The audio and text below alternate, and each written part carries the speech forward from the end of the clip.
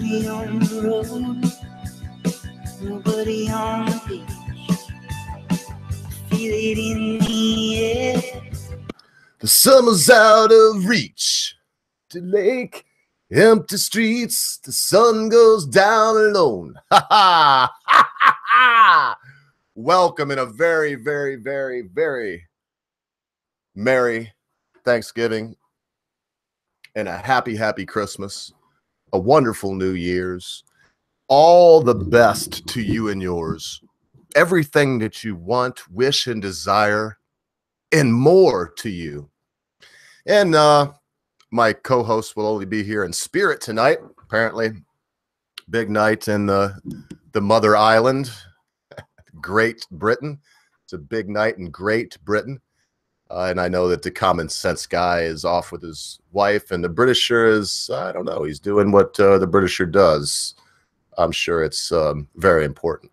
That said, I do want, before I talk to y'all about what I came on today to talk about, which was the idea of Thanksgiving being a bad thing, and the idea that this country that we're in, the manifest destiny, all of it. I'm going to give you all my 2 cents on that. And let's remember, white people in general take all the blame for these things that are considered bad. So if there's something good to come from this, they should be able to take all the credit. It's just about as plain and simple as that. So before we start, yes, I started a Steam account.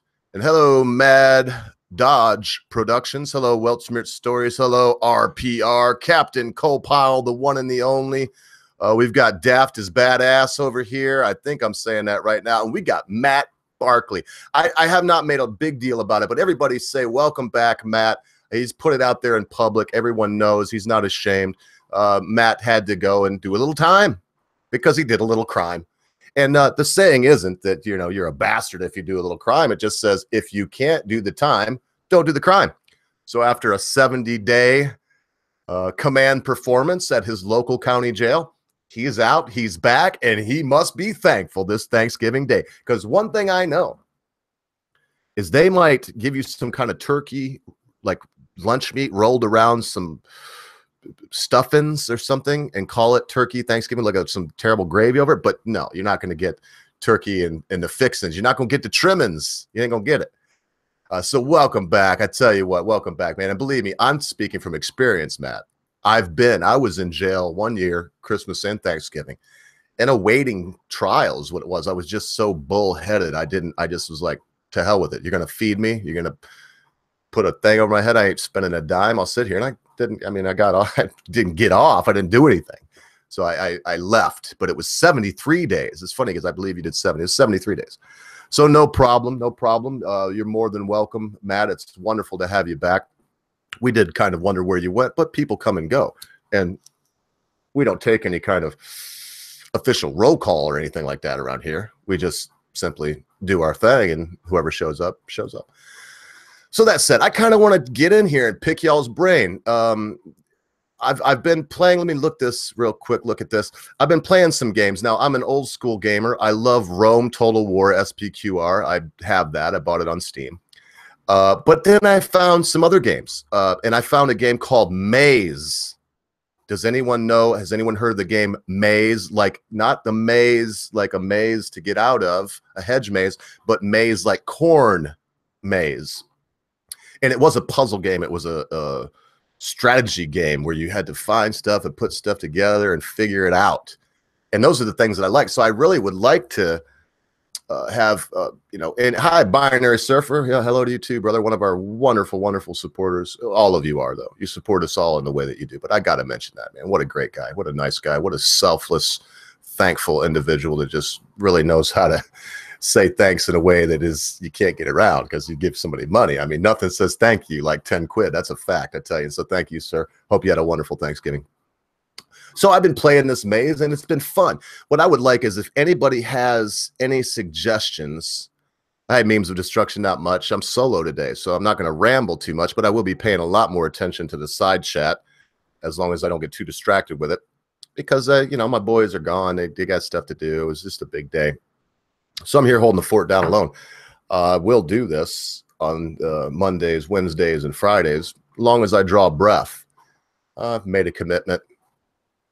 I enjoy this. I do believe that some people get something out of it. I believe it's important that we come together and we talk. I look at this for myself, as I've said many times in the past, as a therapy session. So if you haven't heard of Maze, I've got another one called This War of Mine. It's a simulator that's like after shelling, and you got to make stuff in the house, and you go out at night and scavenge, and people try to kill you, and people get depressed and start fighting, and you look for cigarettes and all kinds of stuff. But also New York Mysteries, a really, I thought, strange but wonderful game called Inside, and then Beat Cops. So I don't know if that makes any sense. I kind of am looking for the genre. You know what I mean? I'm looking for what kind of game is it? Oh, look, I just got here.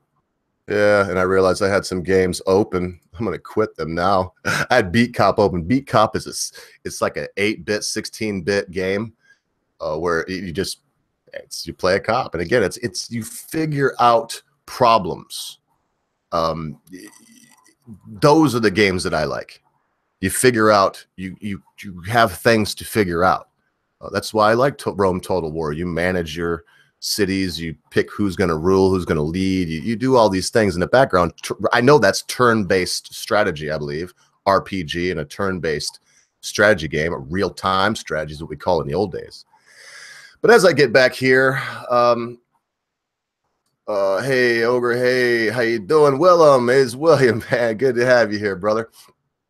Good to see everybody. But if there's any suggestions from you all, either here, or everybody should know how to get a hold of me on Twitter. It's very easy to do. Let me know. What's your favorite strategy game? What's your favorite role-playing game? I really enjoy those. I like it when I'm not just smashing buttons and trying to shoot. And I don't mind a first-person shooter, don't get me wrong. Metal Gear Solid, I mean, it's pretty good. You got Call of Duty, pretty good. I mean, I enjoy these things, but they take up a certain amount of my time. I would never play a game like that. And that's why I'm just being a pompous prick. I would never play a game like that for more than an hour a day, because I don't feel like I'm strengthening anything except for hand-eye coordination. And after an hour of doing that, you've gotten what you're going to get out of that. It's best to take a break. That's why I only practice my guitar for 15 minutes a day. It's good to do that. It helps to reinforce these things. It keeps things fresh, but you don't overdo it. It doesn't get old. So anyway, let me know. AC. Big AC fan here. So what did I say something that I should be catching there? RPR. I don't any acronyms for the net games. I'm just getting back into it, so they will be lost on me. Favorites of all time: old school, Chrono Trigger, AMD, Ogre Battle. If you like building things with constant risk of and like dinosaurs, I would try Ask Survival Evolved. I will do that. Ark Survival. I'm copying and pasting this right now. Assassin's Creed. So Assassin's Creed is a strategy game. Assassin's Creed. That's not just cutting people up and smashing buttons. And if that's the case, I've seen it's on sale right now on Steam. On Steam. So there's a very good possibility that when I get up here, I'll buy it and see if I'm enjoying these things. I'm finding out that as somebody that really likes to pull a cork and have a drink, as someone that really loves opiates, man, and really, I mean, I've been in some accidents, and they give you these pills. They give you these pills and say, "Hey, look, take these pills; they're great." As somebody that likes these, I'm finding out that these video games are great releasers of endorphins. I mean, you get an opiate-like high from these things. Sargon has an Ark server he runs, right? No, I'll find that out, though. I'll find that out, Binary Surfer, because it looks like Ark Survival Evolved is one of the things that I'm definitely going to get. Assassin's Creed's on the list, too. If it comes from RPR, it has to be interesting. The guy is one of the most interesting cats I've ever known. Binary Surfer says, cheap classic you may like, Ogre, is Showdown games by Harebrained Schemers. Good story at RPG. Okay, I will check that out. That's what I'm looking at. Shadowrun. And I've heard of Shadowrun. let me just copy and paste this, because there, I will forget as this show progresses. And boys, it's just going to be me, and girls, it's just going to be me here today, as I said. And I'm not going to chip you. I'm not going to jip you. I'm not going to shortchange you. We're going to have an hour and a half together here. But I'm sure that you'll have some mercy on me and realize that running alone here without taking any breaks or anything, it's going to be difficult for me.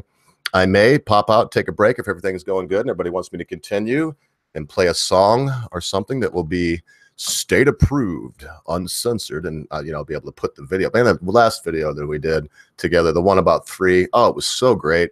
And apparently they struck me down. I mean, I just don't get it. How can I not just, nobody's buying these things. I'm not making, oh man, it's just crazy. So I don't want to go too far off on that. So Shadowrun. Yes, I'm gonna copy and paste that just like I said. And then I will get back on the ball. As soon as I do this, I will get back on the ball and we'll talk a little bit about this idea of cultural appropriations. And, white people are horrible and Manifest Destiny was terrible and we should be ashamed of it. Oh, that we ruined cultures here. Hang on a second.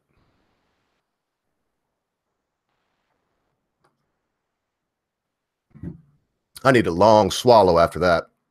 I tell you what. So let me fire up my doobie. Let me start this way. There's a rumor going around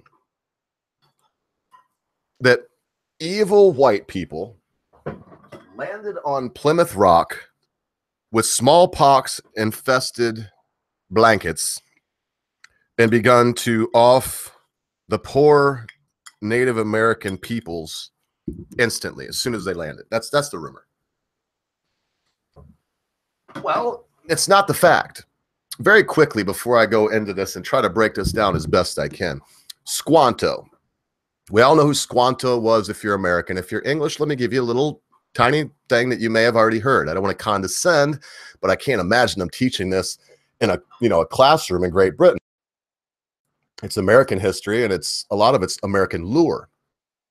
But the Pilgrims landed here on Plymouth Rock. We all know Plymouth Rock they didn't land on Plymouth Rock. Plymouth Rock landed all the blacks, all the poor blacks that are constantly have racism to deal with, and life's so terrible because the oppressive white man. We all know that. So let me explain this a little bit. They land on Plymouth Rock. It's rough up there in Massachusetts. I mean, it's hell. The winters are harsh. They near died. In Squanto, an Indian, Passamaquoddy. I might be wrong about the I almost said breed. I might be wrong about the tribe that he's from. I can't remember. I think Passamaquoddy, but don't quote me on that. Don't hold me to it. So it just so happened he was captured, taken back to the continent of Europe. I believe he spent some time in France and he spent some time in England. He knew several dialects of Native American. He knew English and he knew French. I think it was more than that. He was a linguist. He's what we would call nowadays a linguist. He must have picked up languages fairly easy, or at least he was very diligent and he wanted to learn these languages, and he did. Well, he came upon these pilgrims and they're dying. His tribe, nothing to do with the pilgrims. His tribe died off. He was the last remaining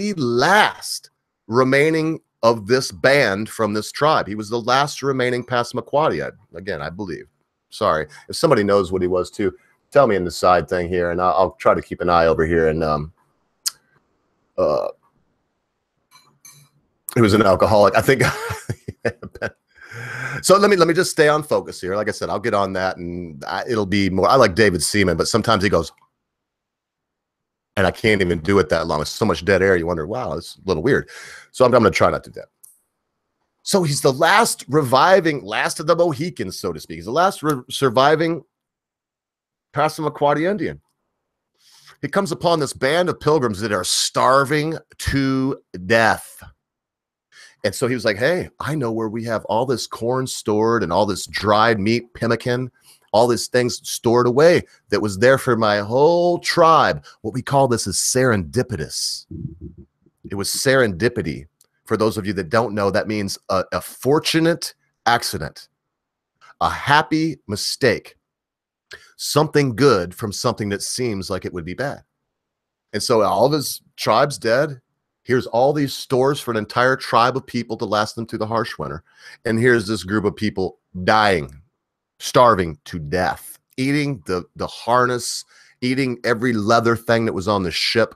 There's stories of them, and I don't know how true this is. I just know there's stories and legend and American lore that says they were eating the hemp rope and trying to eat everything that they could because there was nothing else but grass and dirt. And so he fed the pilgrims. And now, according to the SJW stance, white men became stronger and stronger, and Manifest Destiny said that we needed to go across. You have to look at it. Not only was it a different time, our culture's not better. The better culture replaced the inferior. I don't care what anybody thinks about that. It's a fact. It's been happening for millennia on the face of this wonderful planet. That's how it goes. The better society takes over the inferior. The Romans did it, the Greeks, everyone throughout history, the Babylonians, the Medo-Persians, the Egyptians, the Grecians, the Qing dynasties, the great dynastic wars that occurred in China, all of these things, and they always, at least the stronger replaces the inferior. And I would ask you this today, folks. Am I wrong? Are we not a superior culture? When we got here, the Passamaquoddies would eat their enemies. But 90% of the tribes here on this continent were cannibals. I think I'm going low on that. I think they were almost all were. Very few weren't. And so if they won in battle, you know, I mean, they'd take you and skin you out, and they'd put you on a platter, pop you in the oven, take you back out with all the trimmings, and pass you around like a stuffed goose. And they eat you. They were tribal. They didn't have a overarching society. There were no mores and norms that were overarching across this great continent. None of these things. It was a bunch of bands and tribes of people that lived in the most primitive way. I'm not taking away from that either. I would have loved to have been an Indian brave. I know I would have loved it. I would have loved to eat my enemies. I really would. I'm just going to say that it's not the best society. The superior culture took over. We didn't steal anything. We took. There's a big difference. We infiltrated. We occupied. And then, being attacked, we attacked back. That's just the way it is. Now, the argument could be made, well, white people shouldn't have been in North Dakota, and then the Lakota would not have attacked them. Oh, well. Oh, well. They did. And when they attacked, we fought back. I mean, watch the movie Dances with Wolves. In the director's cut, not the one that made it to the cinema, you'll realize, because they go to hunt the buffalo and they find that these wagons have been there. They can see the wagon tracks are really heavy from all the furs. They cut it out of the theatrical release. But in the director's cut, the reason he didn't sleep with them that night is because they hunted those people down, killed them, and ate them like Lakota did. And yeah, at the end, they were doing the ghost dance and all this weird stuff, and it was non-aggressive. That was after 200 years of battles with everyone from Spanish to what would have been English and us, you know, the Americans, which for more or less, we are English, let's face it. I have no English blood in me that I know. Well, Scottish. Yeah, I got a little Scottish, so I guess that's would be considered whatever, United Kingdom. And we can go further. What, Cortez was terrible when he went down, and the Incans and the Mayas? He was terrible with the Mesoamericans. They used to cut the beating heart.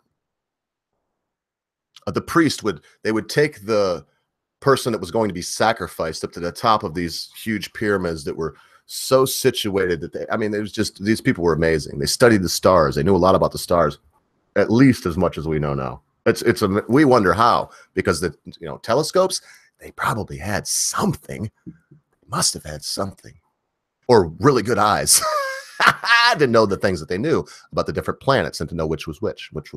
Either that, or they had some kind of communication with another. And I don't like to go there. I mean, everything is possible to me, but I don't believe it, and I don't know. So I'm stuck by believing that. So anyway, make a long story short on that, I'm getting off on a little tangent when I want to stick to the idea of cultural appropriations and genocide and all these things.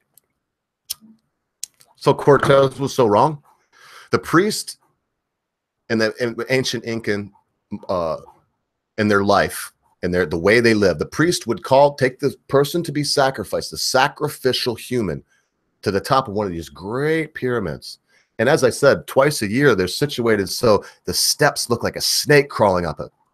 And look, they wanted the sun to keep shining so they could continue to grow potatoes. They invented potatoes. That was started out as a poisonous vine, but they wanted to continue to grow potatoes. They wanted to eat. They wanted the sun to come up.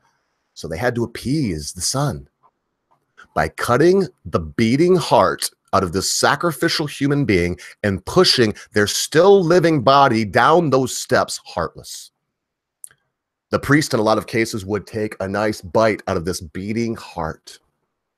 Oh, so terrible that Cortez made him fill up a room full of gold to pay for his daughter, Pizarro, to pay for Pizarro's daughter. So terrible. It is terrible. But please put yourself in the Spanish's position. They see this culture. They just came from Spain. Nobody gets their heart hacked out and tossed off a pyramid in Spain. That's not that I know of. Never. I mean, it's crazy. It's like they might have a duel, a sword fight or something. They made pistols at dawn, and that would be about the most barbaric thing that happened there. It wasn't the whole idea. Sacrifice. Come on, man. That went out with Egypt. And yes, I could know somebody out there is thinking to themselves, well, really, Mr. That's a Britisher. Really, Mr. Ogre, would you take away from the wonderful druids that come from my island, sir? Did they not sacrifice people and throw them in the fire to read the sign in their agonies? Well, yeah, they did. They did. But, and look, I shouldn't say but, they did. A much different scale. We're talking about two different things. So the Spanish culture took over South America. They took over Central America. They took over Mexico. Now they speak Spanish there. Why is it that America's the evil guy? Why is it that we're so terrible, so bad? What about Spain? What about Portugal? You go to Brazil, they still speak Portuguese.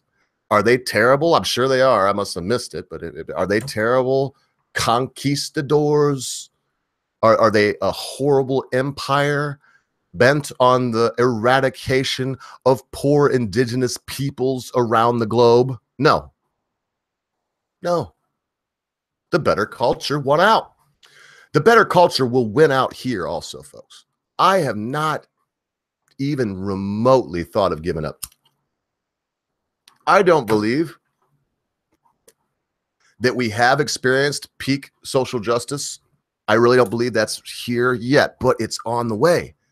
It's something that will be here.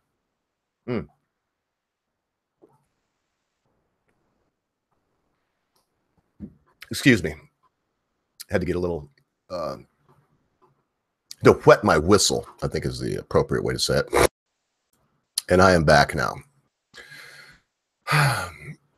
So don't buy into this. If you are white and listening to me, don't buy into it.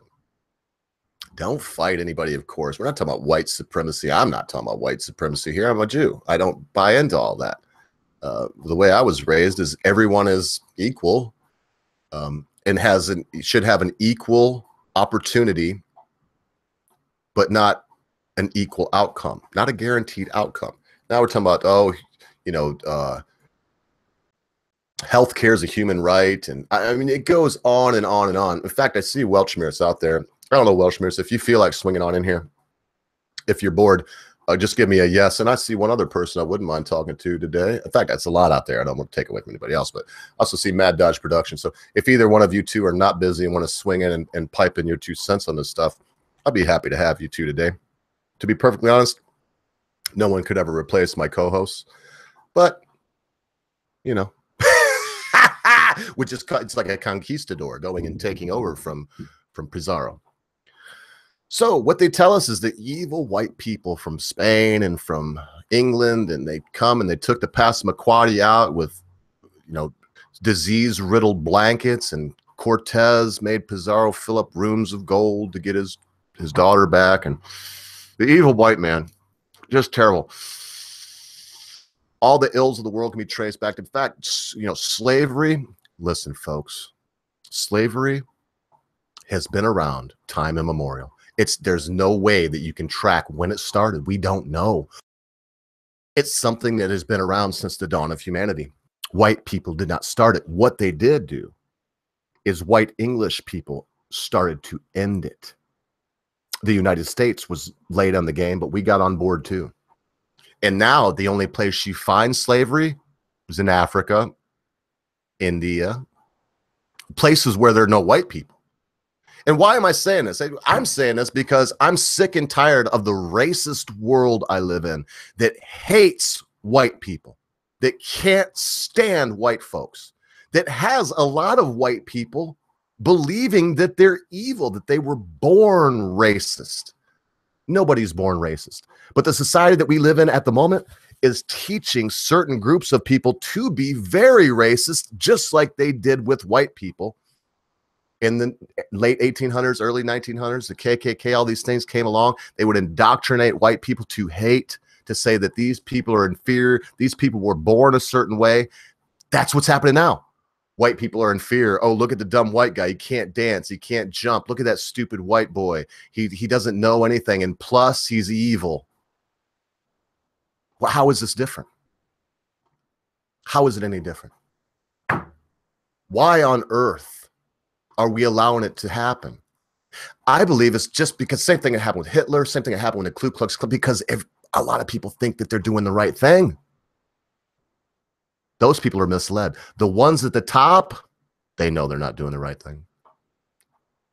The heads of BLM, well, the heads of the Council on Foreign Relations, the heads of the Trilateral Commission, those people. Soros, Ginsburg, Collins, Warburg, Rothschild, those people.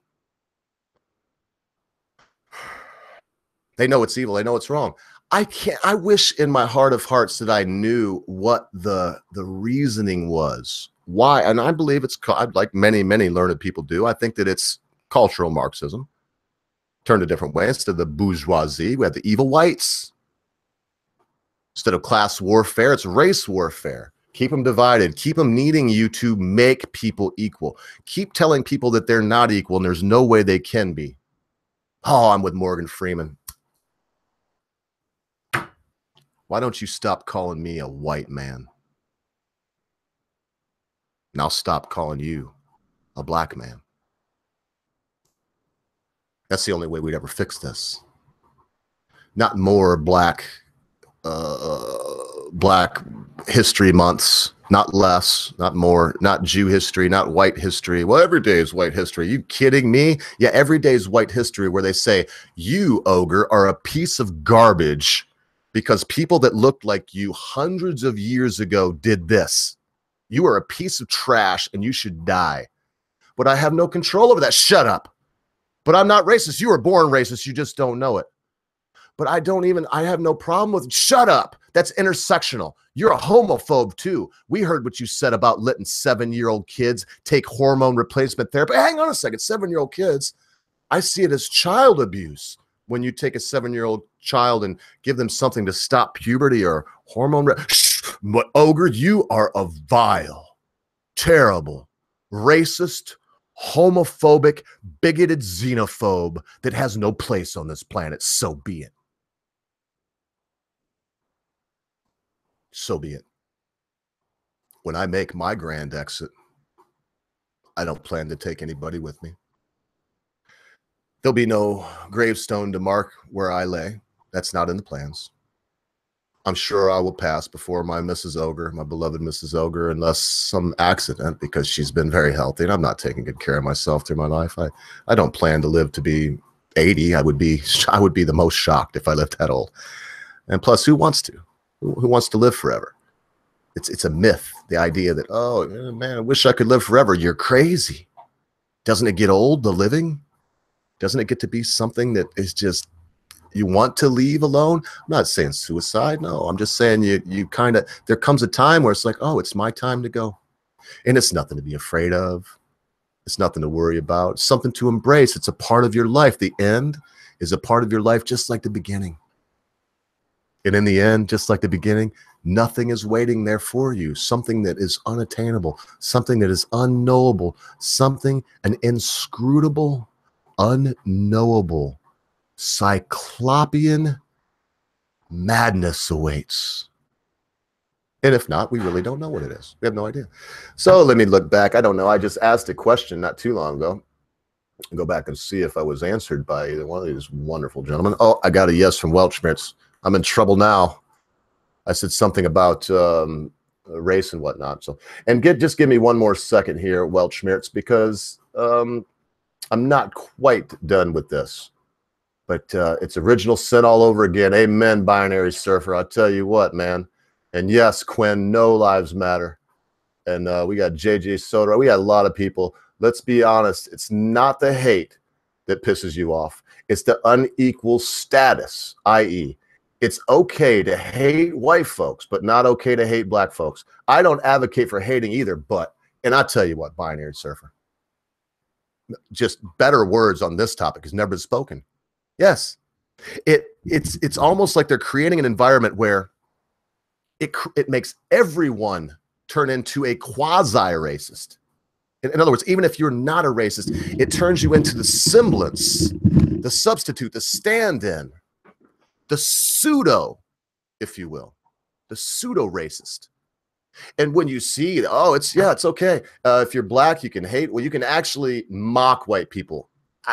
I can't even, some of the things that are going on nowadays. I mean, look at Don Lemon, white lash. I can't get, I mean, does anybody remember that? Well, what we have here with Donald Trump winning partially, we got to address it because nobody's talked about race. And we got to, yeah, of course, not Don Lemon, it was Van Jones. And of course, Van Jones, we got to talk about race, don't we? We got to talk about race. And what we have today with this is a white lash. Was it a white lash when Obama was elected overwhelmingly by white people? Got a larger percentage than I believe than I'd have to look, but I'm almost positive. Got a larger percentage than Trump did. Was that a white lash?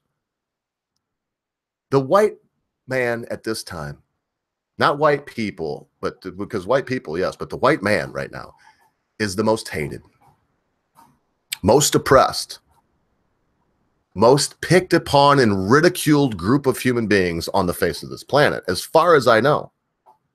I know China's huge. There may be some sect of Chinese people that the other billion Chinese people hate. I don't know. But as far as I can see right now, that's it. That's the facts. And a lot of it is what to do with what Binary Surfer said, because right now I'm told I can't say nigger. But a black man can say honky, cracker, spick, little dick, stupid motherfucker, no dancing honky, you name it. I mean, I hear it.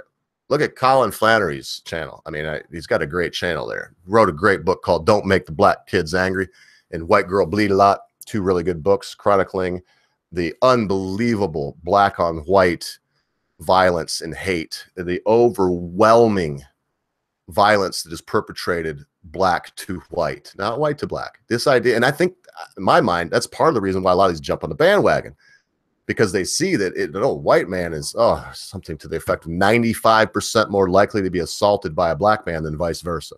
It almost never happens. You can count on your fingers and toes the amount of black women that are raped by white men. That's look up the stat. I was just looking at them a couple days ago. That's the facts here in the United States. There's something like, it was like 20. I shouldn't laugh because rape's not funny in this way. There was about 20 black women that were raped by white men, all atrocities. There were thousands and thousands of white women raped by black men. Am I saying that black men are rapers? Go ahead and say that if you want to be stupid. Not you listening, probably. I know most of you are on board, except for Welchmer's Stories, who right now is pulling his hair out, wondering why I haven't sent him this link, and I need to. Because I believe that Welchmertz will be the other side of the coin on this. I didn't see Mad Dodge if you even answered me. So I'm going to go ahead and shoot you a link. If you feel like swinging on here, swing on by. So good to have this ability. I feel beyond lucky that when my co-hosts are gone, I can still usually find somebody good to come in and kind of, because listen, I would love to talk. I love to talk. I could go on for a couple hours, but you don't get any other idea. And other people will tell you this. A lot of them are full of shit. A lot of them, if you give another idea, they cry like a bitch and a baby and go running away because they can get their way. Some people will call you out, but if you call them out, even if it happens simultaneously, they will run away crying like a girl. I didn't get my way, and I was wrong and you were right. So now, come on, that's what we want in this world. The discovery of where one is wrong, where one is incorrect, is the apotheosis of knowledge and humanity. It's the thing that separates us, high Welshmans. It's the thing that separates us from the beasts of the field, is that ability to say, Welshmir's stories showed me by giving his opinions that I wasn't as right as I thought I was about this one thing. And without that, why, we're no better than the beasts. How you doing, Welshmirts? I'm going to say happy Thanksgiving, but I don't know what that if that makes any difference to you. Let me make sure I got this right too. Say hi so I know I can hear you. Good evening, Mr. Ogre. Thank you for inviting me. Yeah, we don't have Thanksgiving in Germany, so I know what it is, but yeah, I don't celebrate it. But Yeah, happy Thanksgiving for you. I thought it is Sunday. I thought it is always Sundays. And then I had to learn, no, it's the first something in the something. The third Thursday of November. Always. It's always the third Thursday of November. No, I know. Yeah, and it never changes that way. I believe it was, in fact, I know it was Abraham Lincoln that made it a national holiday, and we were in the middle of the Civil War when he did that. So it's just, our country is good for that. And that's one of the things I love about our country. I see it going away very quickly.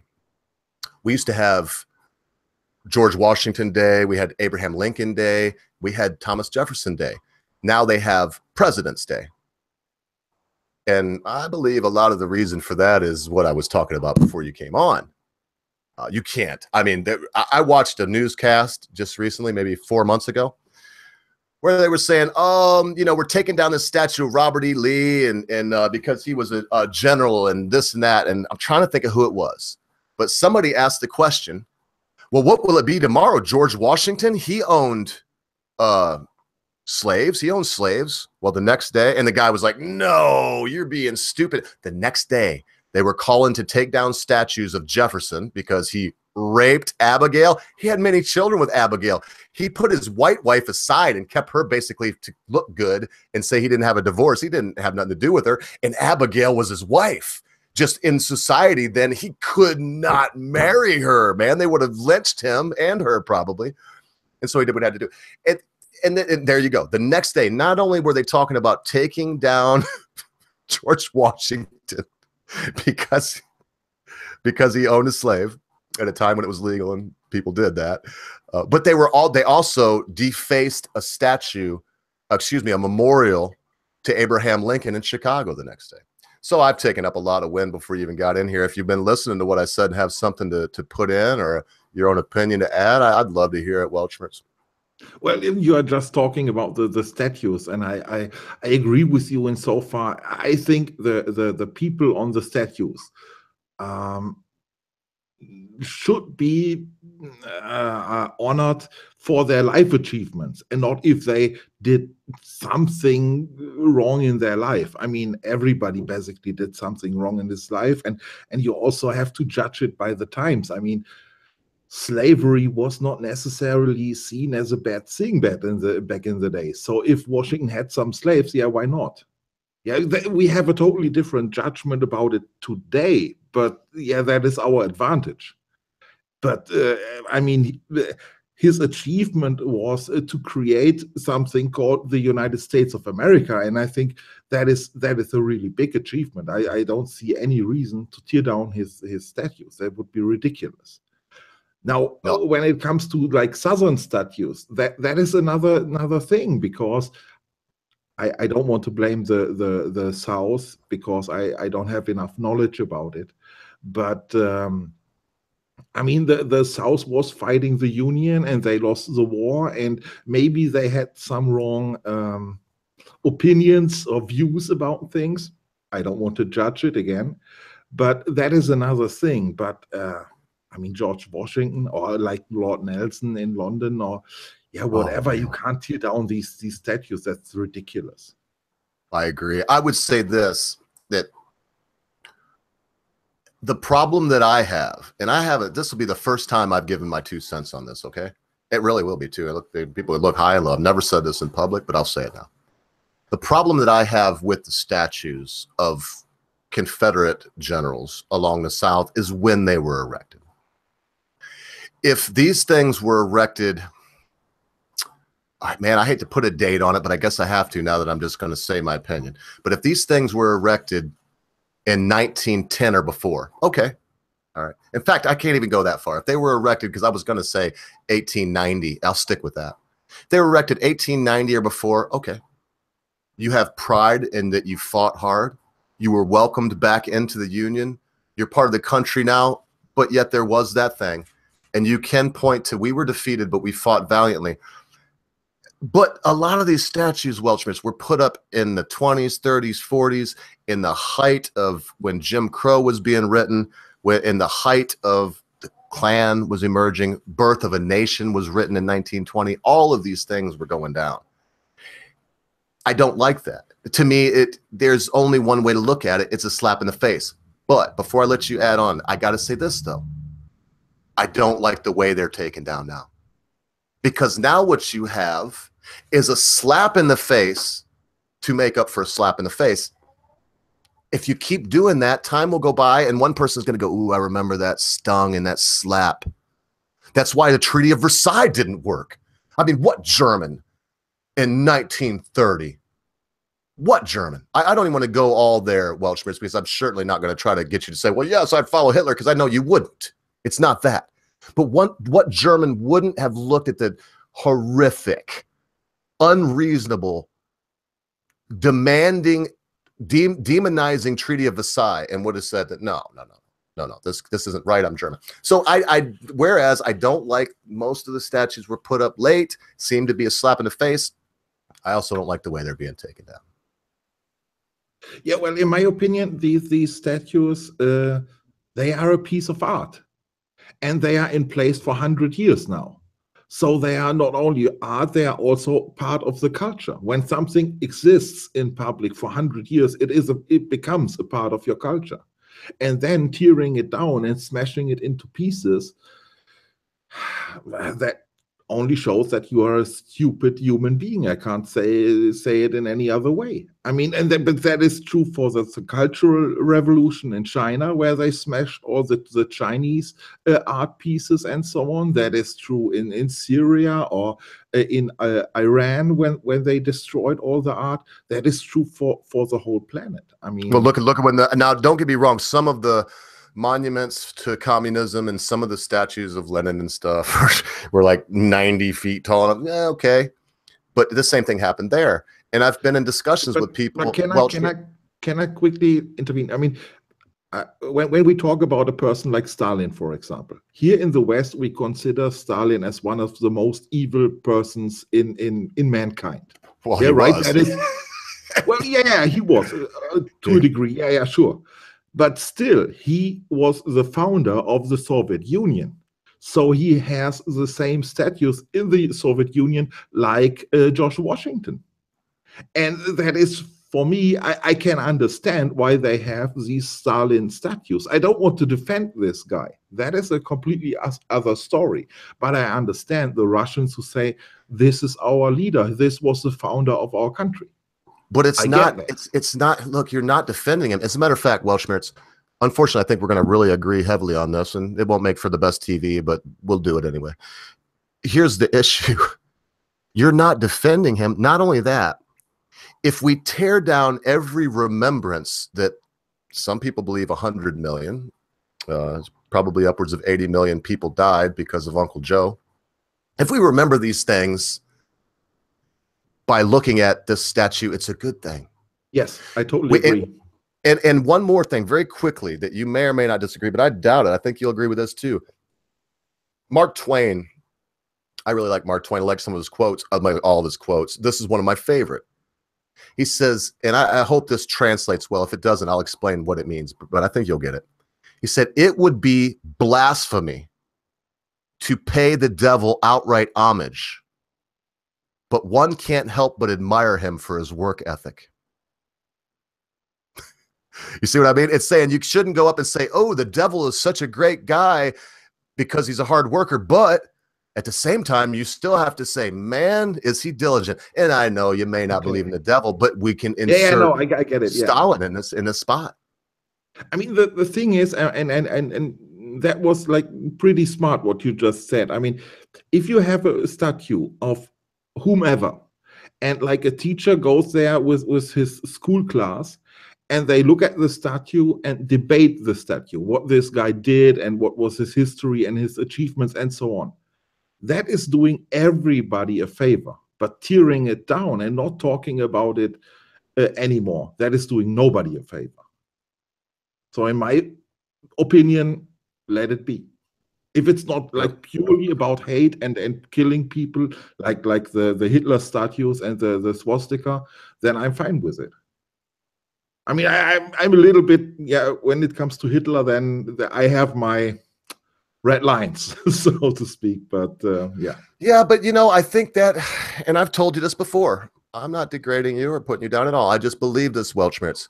I think that part of the reason why you're not able to apply, because we've talked, and I believe you. I believe that you hate the guy with every fiber of your body. I believe that if you could go back right now to the time he was born and be there, that you would ruthlessly slit his throat. And if you could come back to your own town, or maybe not, I don't know, you'd probably just die there if you could, whatever. I know that you hate him. But it's the same thing.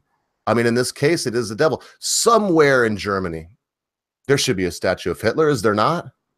No, absolutely. No, I didn't think so. But somewhere there should be. As far as I know, that there was some people that were like Sig Heiling the Reichstag, and they arrest them there. They were, you can't. Yeah, we have laws in place against it. Yeah, laws. I mean, just curious.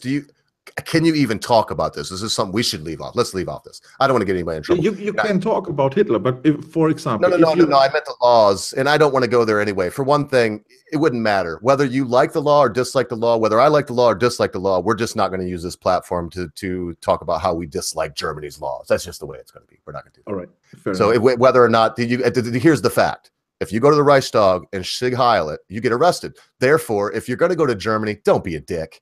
Know their laws. Don't just be a jerk. They will arrest you. So sorry about that too. I want to remember to be gentle, you know, because we all come from somewhere. We all have a history. We all have our social norms and our social mores, and they should all be respected. I believe that. Well, I mean, when it came to I mean, I guess you're referring to these two Chinese guys who were arrested in front of the Reichstag, and that was ridiculous. I mean, honestly, there must be a difference between a foreigner and a German. I mean, every German knows that this is prohibited, and a foreigner can't know. So you should not arrest a foreigner for that. Hey, now, Weltschmerz, they knew enough to Sig Heil the Reichstag. So all I'll say is this. Well, okay. No, I got to agree with you. Maybe they should have given him a warning, okay? But if they persisted in any way, it would have been time to drag him to jail. I will agree with that. In China, the most well-known German person is Hitler. But the Chinese rarely have an idea why he is so famous. And they think he's kind of a pop star or something. So occasionally it happens that they print Hitler pictures on some products, and then for the German market, because they think, oh, he's a famous guy, and so why not, the Germans will like it.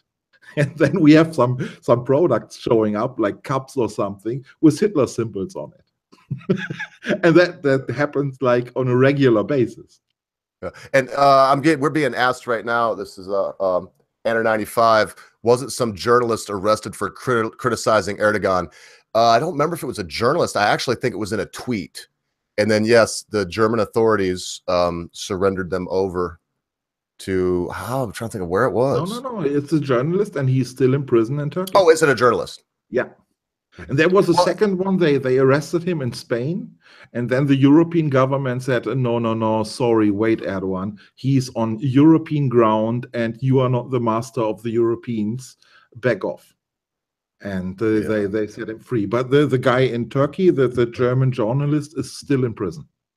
Man, I also heard of, I thought it was from Germany to France, but somebody did make a Twitter and it was considered hate speech. So it must not have been about Erdogan. Anyway, it doesn't, this is all I'm going to say is, again, I'm not going to get into criticizing specific countries' laws. I'm not going to do it, but no, not but, and we should be really careful at the country, wherever we're able to influence our legislator. We should always err, in my humble opinion, on the side of freedom. We should never err on the side of protecting someone's feelings.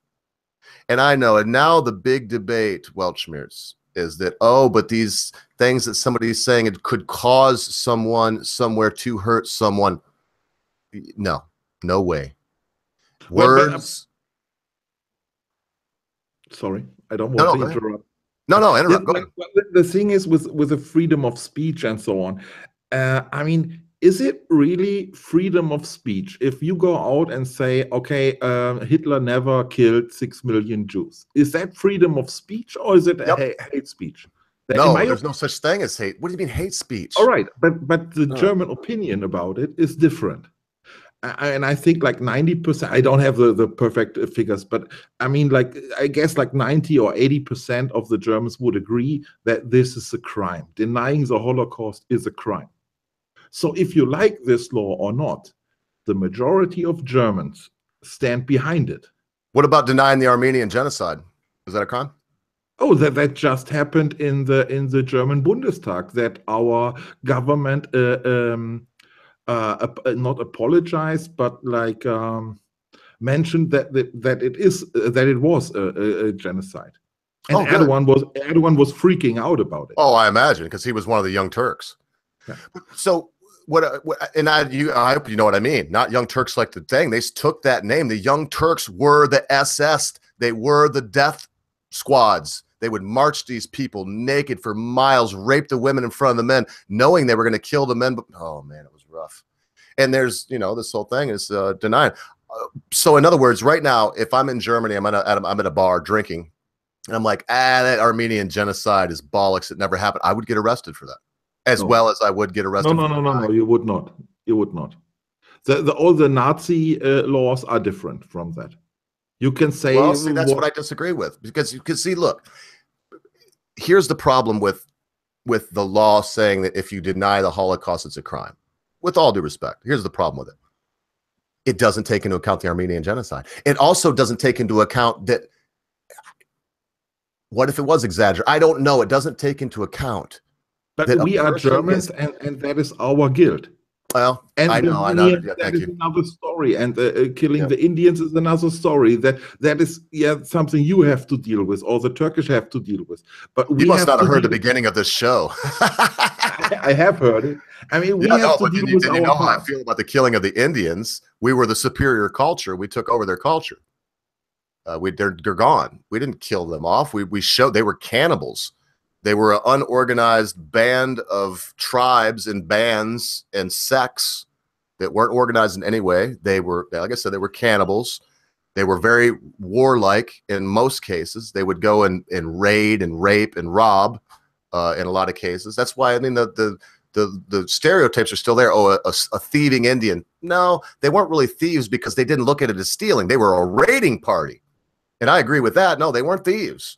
They would go out with their braves and they would take what they wanted. And that was part of their culture. But again, I'll say it again, and I'll say it loudly. The best culture won. There's no cultural appropriation. There's no genocide here, sir. We were the better culture of people. Therefore, we live here and rule this land. It might not always be that way. In fact, it won't be that way. Everything changes. I'll say this about Hitler. Let me just ask you a question. Yeah. I mean, when you pick like any country on earth, whatever you like, and then you completely nuke it to the ground that nobody survives because you have the power to do that. Does it make you a supreme culture? I don't think so. Well, but you missed my point then, because you can't go to that land and live in it. You nuked it. It's radioactive. Nothing can live there. That's not what happened here. That's not what happened. Talking about All two right, different things. then take your giant army and just kill everybody without Yep. nukes. You Yes. could do that as well, at least That's in right. smaller countries. That's And happened for millennia. Why would we want to change something I'm not denying that, but will it make you supreme? Is killing somebody making anybody supreme? No, as a matter of fact, there's been a lot of cases where because of military might, like with Adolf Hitler, that they were in power. But how long did Hitler last? 8 years, 9 years? He didn't last a decade, I don't think. It was very short. And so, again, well, from 33 to 45, I mean, it's 12 years. Well, so again, the superior culture won. And it always works that way. We didn't win because we came with some massive army. As a matter of fact, the Indians, we were no match for the Native Americans. They could shoot. A good brave could honestly go like this. Thunk, thunk, thunk. 2 minutes, or a minute, excuse me, was a decent time. If you were really good on the front lines, you could reload your musket, your smoothbore musket that shot sometimes. I mean, if you ever fired one, I got one, I can see it right there. I fire a smoothbore. I know what it's like. It's like throwing a rock. And you got 2 a minute, you're dead. And plus, you talk about a warlike people that have grown up like Spartans. From the time they were a young brave, they wrestled, they fought, they planned to fight, they disavowed themselves of empathy and of kindness and caring for anyone except for their tribe. And if you doubt me, they used to scalp people, mate. And that's like, we learned that from them. They would take people and do something very similar to crucify them. They would call it stake them. They would stake them down to the ground and just leave them there, arms and legs staked down, spread eagle to the ground until they died. Now, because white people, I mean, and I know what you're thinking. Well, what about we could go to the Catholic Church, did some horrible things too. I think when you let religion run amok. But to make my point and not to get too far off, because you and I, again, man, we proved it time and time again, we could talk for 10 days about dang near anything. I think you're one of the most interesting people I know. But when it comes right down to it, the superior culture will take over. And in this case, it has. We have a superior culture all over North America. We have a superior culture that is starting to take over down in Mexico. And they're a moral group of people. Right now, the strong men with guns, because the guns are illegal there. And their thoughts on crime are a little different than Germany. So the only people that have guns, it'd be like it would be here in America. The only people that have guns are the criminals that murder somewhere around 50,000 people a year. In that country. Anyway, so like I said, you can obviously see I could go on and on and on and on about it too. I'm going to stand firm by my hypothesis though, and say that if you don't look at instances that are snapshots, Welshmere stories, you can't do that. And if you want to see it the way that I see it, you have to look at the overarching history from antiquity to futura. You have to look at it because things take a long time. I mean, look how long. I wouldn't say that Babylon or Egypt, I wouldn't say either one of those two countries was the greatest country. Babylon was rough, man. They were rough. They had one king. They were rough. It was a rough place to live unless you were one of the chosen few. And if you weren't, you were a slave or you shoveled poop out of the sewer. You know what? You helped divert the river. It was tough. But they're gone. They didn't last. Something took them over. If you see what happened, the Medes and Persians came in, and when the Medo-Persians took over, and I know everybody's seen 300, so they want to believe that the Medes and Persians were barbarians, and no, they really were. Actually, you had the Medes, and the Medes were the lawyers, the Senate. They were the politicians, and the Persians were the warriors, and that's why they made such a good unity. The Persians did not get involved with the Medes' dealings with trade and foreign affairs and all this stuff, and the Medes did not get involved with the Persian strategies and where they wanted to go and fight and how they wanted to defend the country. But it was a great place to live if you were a Mede or a Persian and just you or I, Welshmere. So it wasn't like Babylon or Egypt, man. Egypt would have been also. So look, obviously I could go on and on, but study world history and see that, yes, the cream rises to the top. And in our case, in the United States case, I don't care what you or anybody thinks, we are a benevolent, kind and wonderful country. We have way too many foreign entanglements going on, and I'll be the first to say that we should stop every war that's outside of our borders. It's a war of aggression that didn't start from someone attacking us, and I mean attacking us. None of this Gulf of Tonkin bullshit None of this Twin Towers nonsense. None of that, because that's all could be faked if it wasn't faked.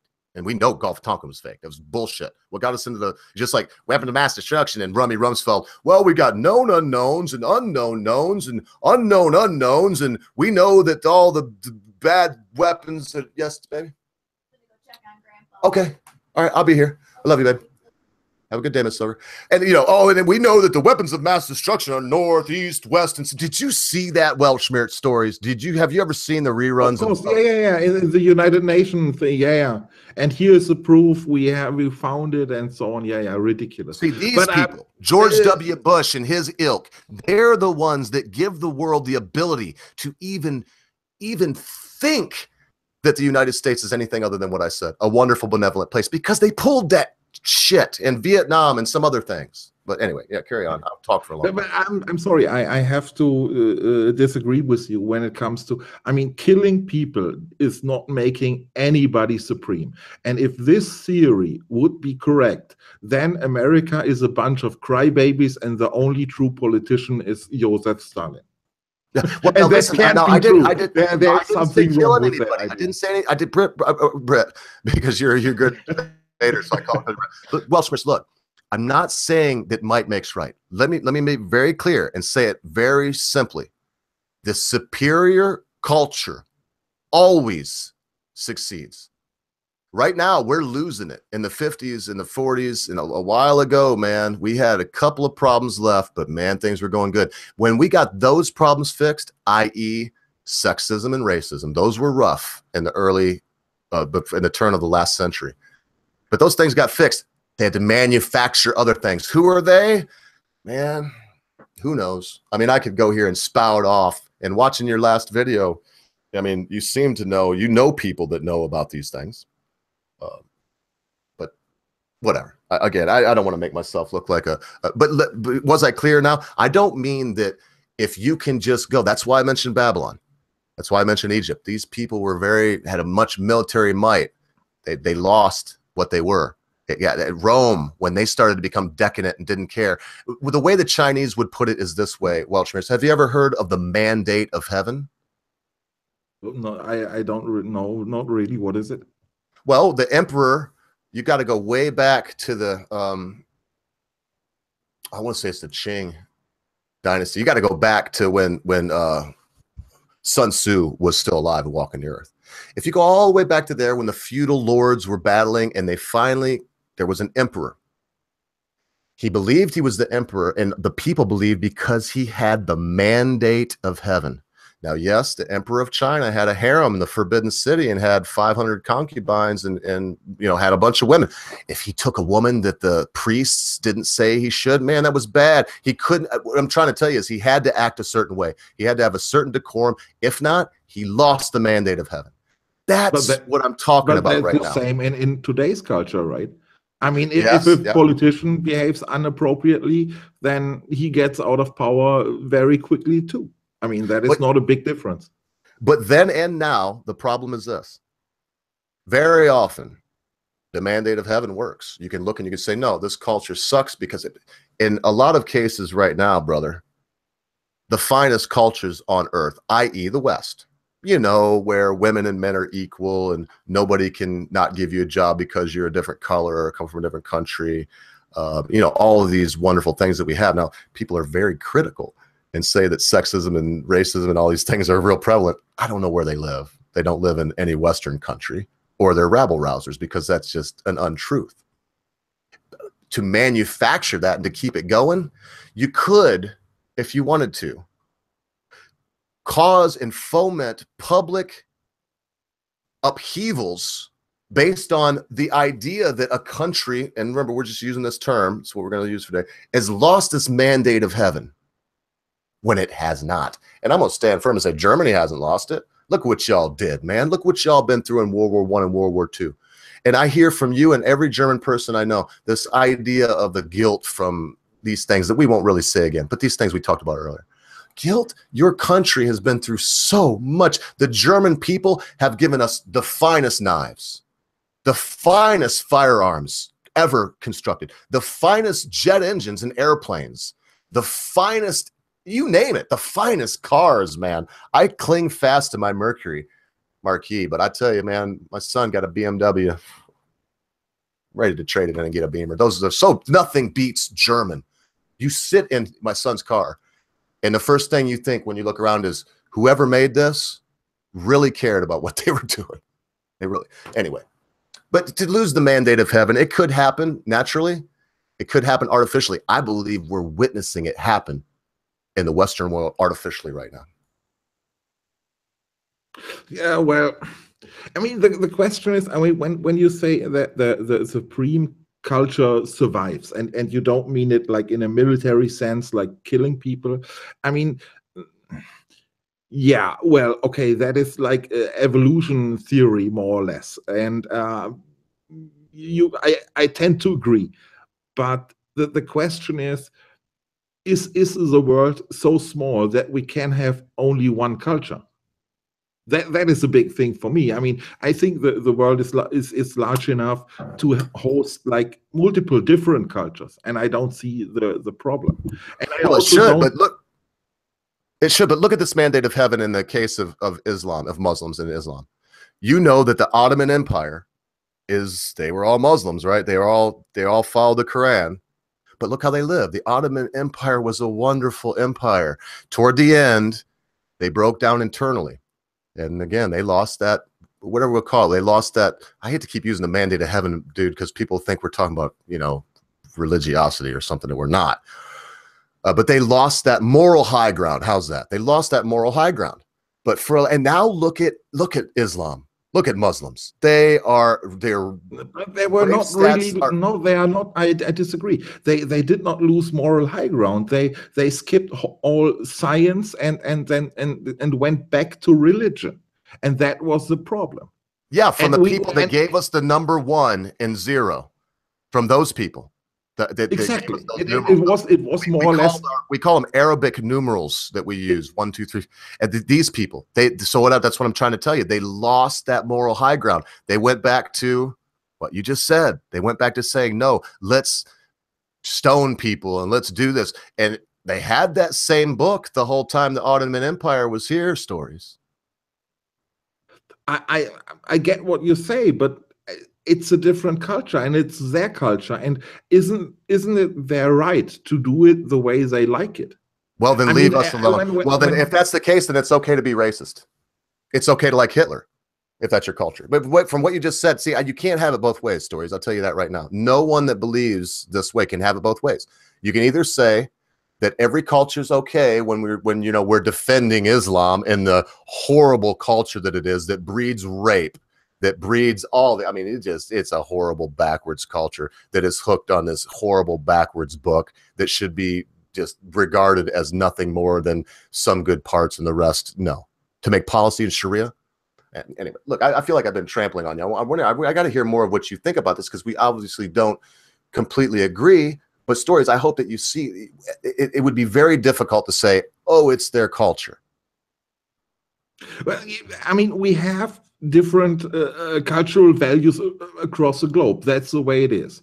And I mean, if I go into an American city and see some retard driving around in a Ford F-250 alone, and he's not a farmer and he drives it because his car is cool, then I would like to pull him out of this car and punch him in the middle of the face.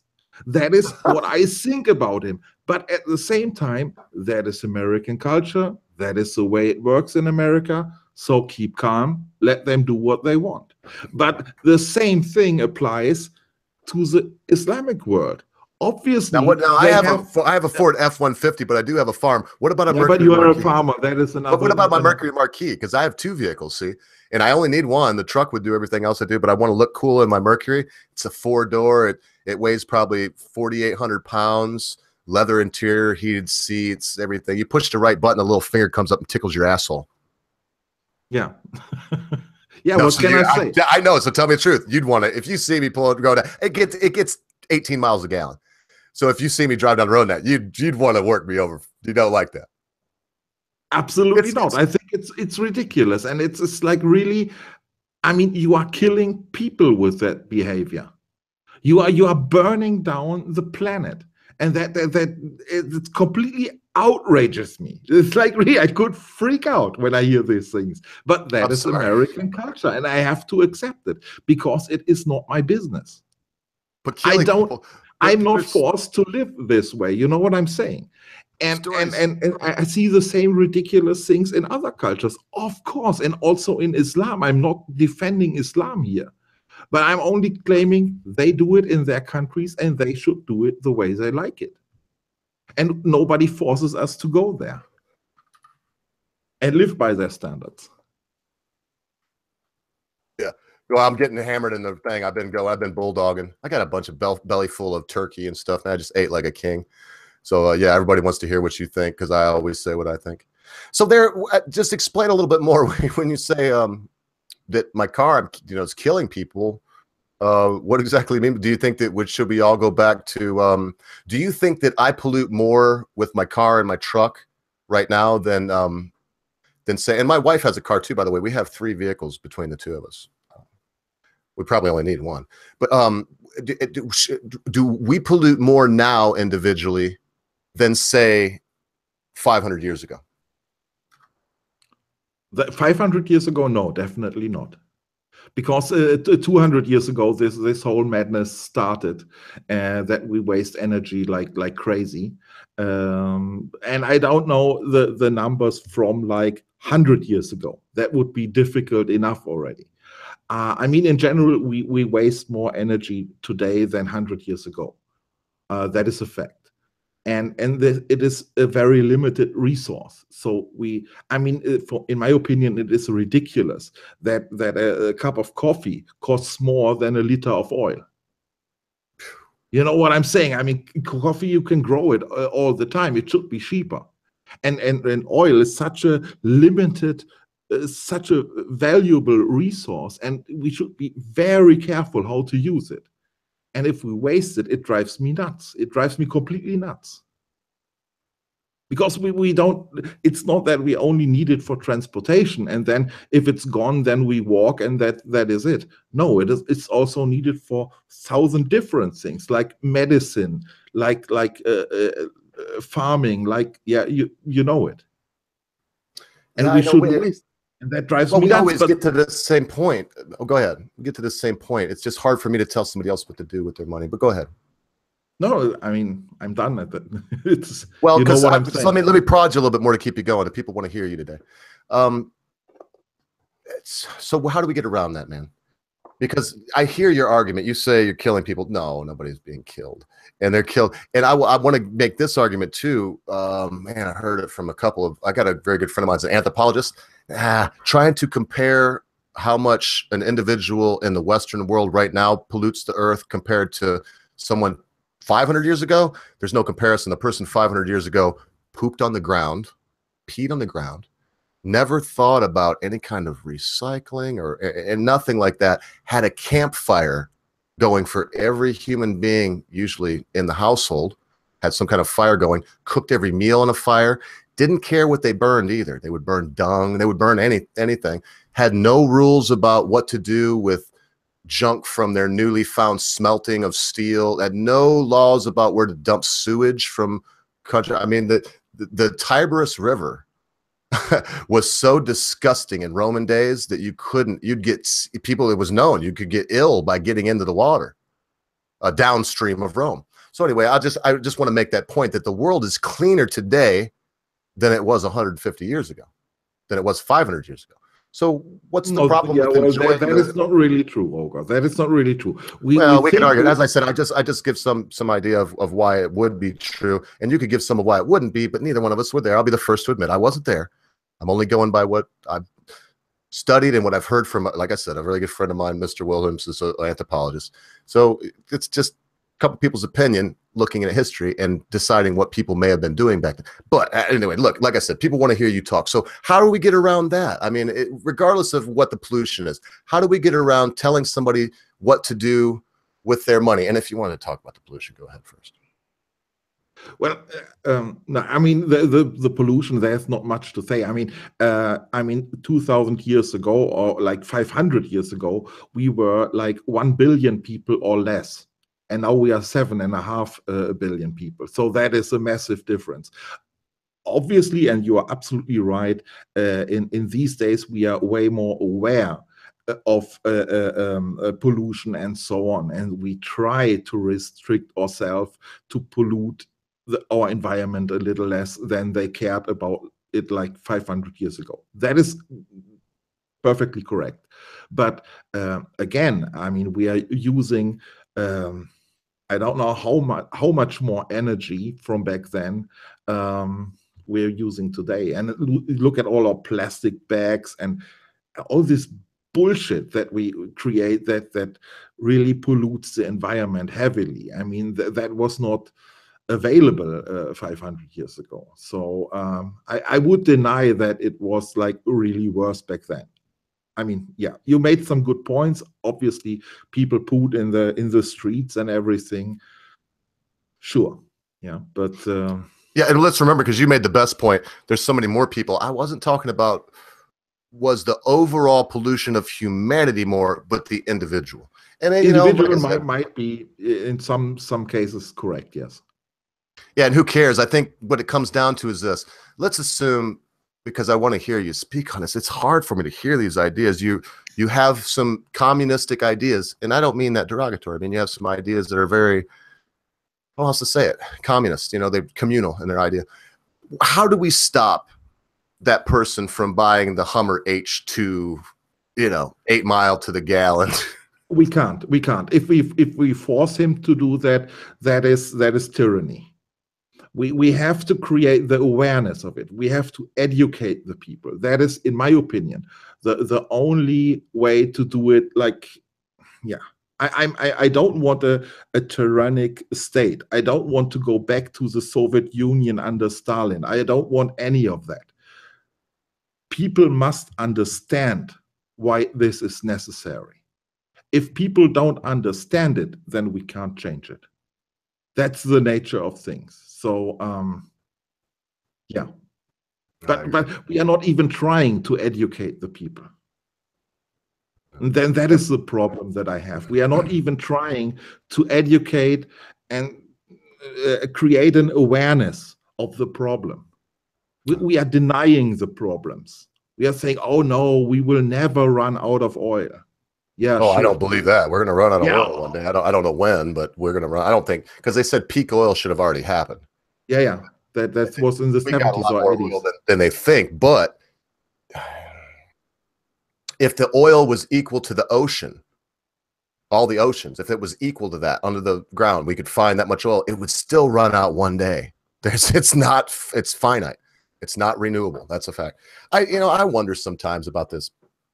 There's a documentary called Who Killed the Electric Car? And before I go on, let me just very quickly, 058 had a couple points here. Number one, he advises us stories not to buy into the idea that the numeral 0 and 1, not to buy into that the Arabic system had so much influence on math. I don't know enough about math to speak to that. I will say this, 058, I'm interested in all knowledge. So I will as much as I can. I have access to a pretty good database from my alma mater, and it allows me to look at peer-reviewed journals for free. Well, it's not free. If you knew what my tuition was back in the day, it wasn't free. But anyway, to make a long story short, but he's correct on that, because the Islamic world was only for a very short period of time, like 50 years or 80 years, like the intellectual center of the world. And the rest of the 2000 years, it was pretty much a Western world, the Greeks, the Romans, and so on. Yeah, that's correct. And then he wants us to know also, I thought this was a great point. Maybe I'd like to hear you speak to this, because I don't know if he wanted me to drive you in this direction, but this is what I get from it. It gives me an ability to let you soliloquize a bit.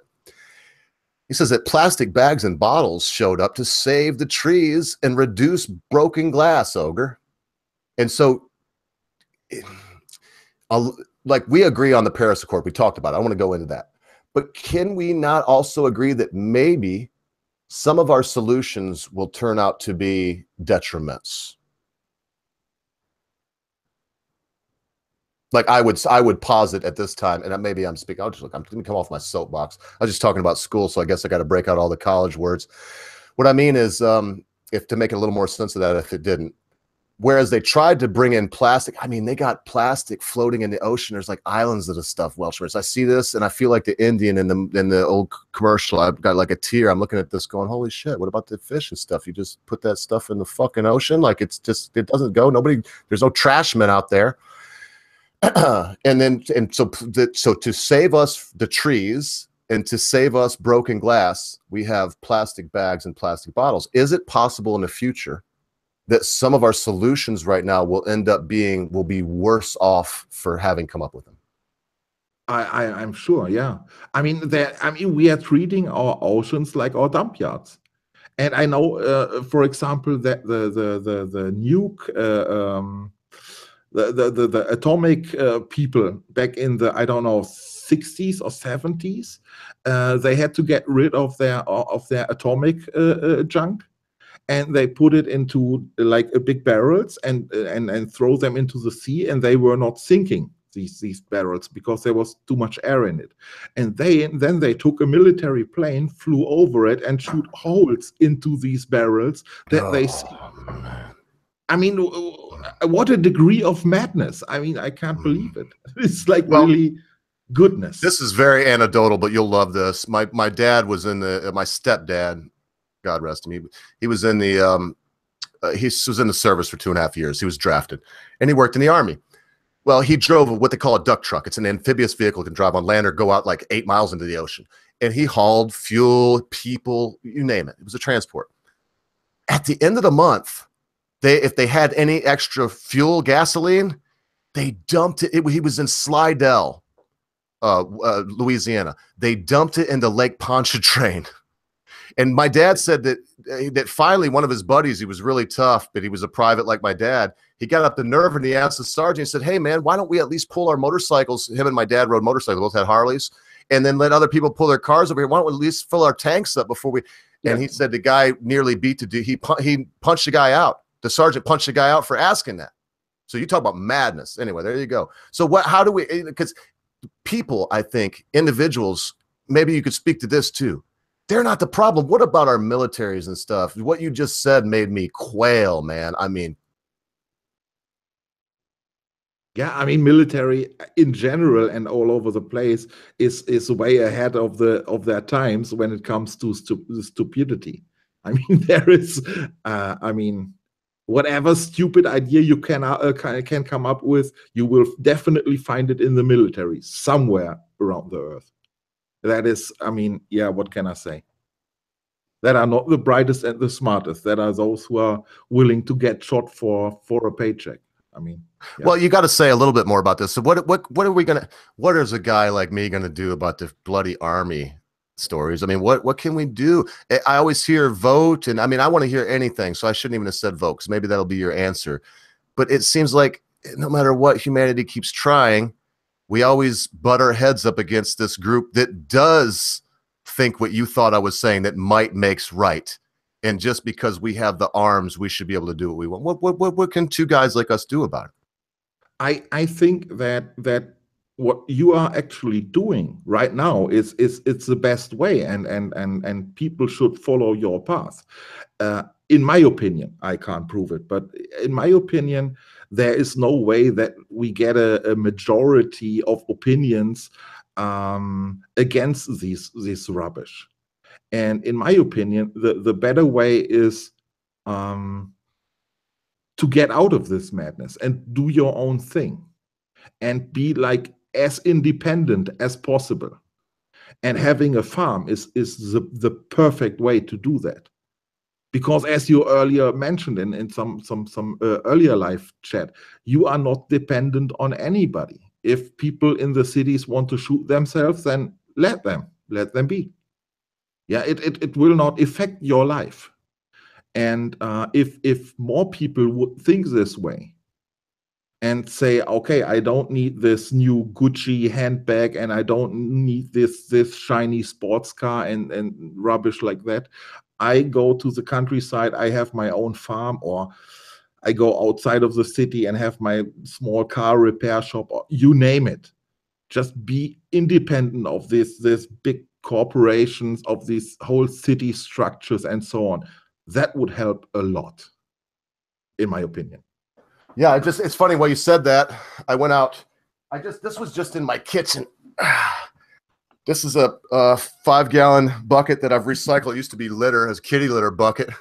I recycle everything, reuse it. And this is just some, I think these are called sweet dumplings. And I got some of this white, I can't remember what it's called. These are all squash, hard squash. We call them winter squash. This is a different kind of sweet dumpling. I think it's called an apple pie or something like that. Some of these are apple pies.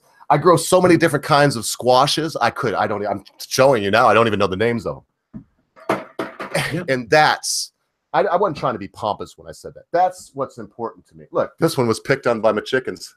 You can see it's got like bites in it. It didn't hurt it too bad. He just got the skin. I mean, this has been put up now. It's been harvested for 3 months. I can go clean it up, throw it in the oven, and I got a very wonderful meal in about 45 minutes. Yeah. A little bit of salt, butter. And that is a perfect example what you're showing there. I mean, if you want to sell this thing, it is impossible because we are so picky. We wouldn't touch it if we see it in the supermarket. In the supermarket, we want this perfect shiny things. But as you said, you can put it into the oven and it tastes as good as every other thing, and it works perfectly. But I think it tastes better because I didn't pay a dime for it. I think it tastes like yeah, that's on top. Yeah. No, but honestly, I mean, if 5% or 10% of society would follow your path, it would be a completely different society. We don't need majorities for every bullshit. And the politicians, whoever you vote, if you vote for Hillary, if you vote for Trump, there is no real difference. Most people can't do what I do, man. I'm just going to say very quickly, no one tells me what to do. So, and I'm telling you what, man, it's very hard. I have lists. I got a list on my fridge for every day. It tells me exactly what to do and when to do it. And yeah. I'm the one that made them, so I can't really argue about it. And so that's what I have to do. Because I mean, if I fall out, it all goes to hell. But carry on. I didn't mean to catch off. It's not, as much as I want to encourage everybody to do it, think about it hard before you try to start a homestead farm. You have to be dedicated and be willing to work very hard. And in general, when you are self-employed, you have to gain this self-motivation from somewhere, and that is mostly the most difficult part. I mean, to go to work when you don't have to. So, I mean, many people who are like self-employed have this problem that they don't do anything and surf the internet the whole day long because, yeah, I mean, you know how it is. You've tried to get a hold of me on Twitter. You know, sometimes you just can't. Well, it's because I'm working on the farm. I have my phone, and once in a while I'll pop a little something off on the phone, but I don't have it. In order to do that, I have to check Twitter because for me, well, I'm not going to turn it around. I don't know what'll show up at the spur of the moment on my phone. I want to dox myself too terribly, but I don't have notifications turned on from Twitter for a reason. Because when I'm out working, I don't want to find out that TheBritisher just made some great meme or the Common Senseguy wants to talk about some funny thing or whatever. Because then I may be back in before I know it, right here in this seat, doing nothing. And Professor Peterson, man, he said something the other day. He said, there's nothing noble about masturbating while you look at porn. And nah, I'm not just saying, I mean, that's not what I do here. My porn is something different than what he was talking about, but it's also not noble to do what you said. And I'm prone to it. It's not noble to sit on your fat ass and surf the internet all day. Whether, because you're just, all it is self-masturbatory pornography of one kind or another. Absolutely. Yeah. So maybe one more topic here. I kind of want to ask you a question or two, but maybe I'll do Weltschmerz if you're all right with it. And by the way, I found out what Weltschmerz means, folks. Weltschmerz is the difference between the world that you would like to exist and the one that actually does. And no, I didn't look into that anymore. I just have I'm pretty lucky. Definitions have always come easy to me. Now I said that, I won't remember my own name in the next sentence or something, but I've been pretty lucky with that. Like I can't even say the word half the time, Schadenfreude, but I know what the definition was. As soon as I read that definition I was like, I have to memorize the word because that definition rocks. To have one word that means that, that's great. I love you Germans for that too, for having one word that means, like in your video, the guy's hat from the island and the Yeah. Oh, who was that? Was that a guest on your? Who was that doing that video? Well, the speaker, the narrator, or what? Yeah. Yes. Oh, that is somebody. That is Leonie. I found her on Fiverr, and she's a Excellent. German. She's living in London, and she's an actress. And yeah, she's speaking these Man, stories for me. I always write it down first, and then let her speak the text, and then do the video on top of it. Oh, so all those were your, okay. I was wondering about that. When the way it went down, I was like, man, that's got to be okay. Now that it's all clear, so you write the script, and she's your voiceover person. Exactly. Man, you got some good quality stuff. I'm gonna put a link out to this as I ask for this. Okay, so here we go. Number one. Clean your room, Jordan B. Peterson. You got it, Wood. That's what I mean too. So number one, is there something that you would like to hear Welchmert's story and I go on for about 20 minutes on? We'd be happy to hear it from you in the chat. We sure appreciate all of y'all being here. Welchmert's is usually out there, but he's kind of like he's a 50-50 host anyway. He's on here so often. He's like a piece of furniture around here half the time. He's always here. And I'm glad. Thank you very much, Mr. Oga. I appreciate it. Yeah. But so that's number one. And oh man, somebody sent me this word. Look at the chat if you can. Welchmert's from 05. Say that again. Weltanschauung. Weltanschauung. Weltanschauung. Weltanschauung. Weltanschauung. Weltanschauung. I'm not even gonna try it again. That's difficult. So what does that mean? That means your opinion about the world. Okay. All right. And like I said, I've got a little something for you. You already answered part of it. But when I was listening to that, watching that video, explaining the meaning of Ode to Joy about Elysium, and I mean, it was so well put together, but I was getting this information. I wondered, what got you interested in the hidden hand? I just stumbled across this video because I wanted to post a nice introduction video while we were waiting for you to come online. And I looked at the British anthem, and then I saw the European anthem, and I found one with a text scrolling through. And I was reading the text, and I'm like, God damn it, what is this text about? And then it triggered me, and I did this thing. Yeah, that was so when you realized what the meaning of the song was, you were like, I gotta let people know what they're saying. Yes. So this is something that popped up new for you. You don't have a long history of, I said the hidden hand for a reason. You don't have a long history for looking into the occult, for looking into the mystery religions or anything like that? No, absolutely not. And I mean, I asked you when we talked about the military and how it's called to hide from military, or like, that was the time when I saw it, and that was like 2 weeks ago. That was like really, it inspired me right away. All right. Well, I guess I have this right here from Ain't Jack. And I'll look for something if there's anybody that has something for Welchmer.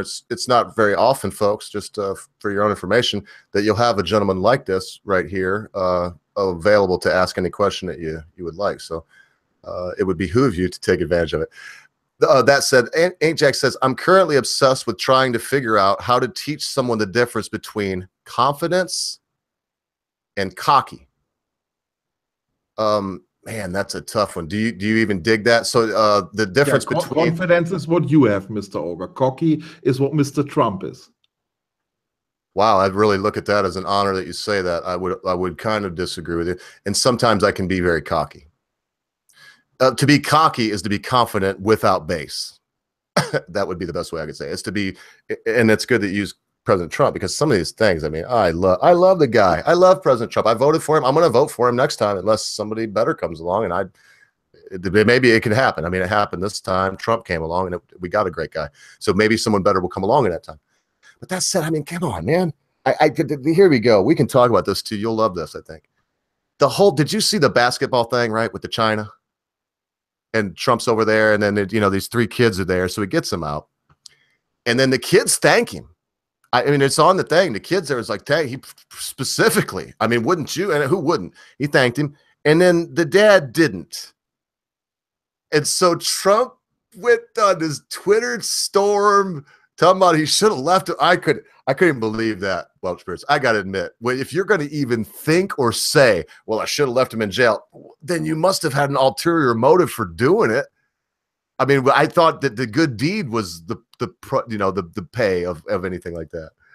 So I guess the question is, did you know about this? Did you hear about any of this? Yes. Okay. Did you see the interview with the father with Ball? No. Okay. Well, just tell me what you think about this whole situation. How should we look at this?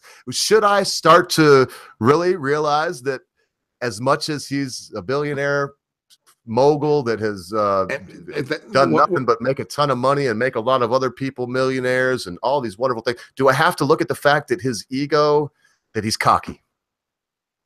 Yeah, he is cocky. I mean, can't you do a good thing without claiming it? Without claiming, oh, I did a fantastic, awesome thing yesterday or the other day. It was tremendous. Goodness, this idiot. I'm not saying that he's doing everything wrong. That is not the point, but he wants applause for everything he does, and that's ridiculous. That is, in my opinion, that is not presidential. Not even the young Bush did that.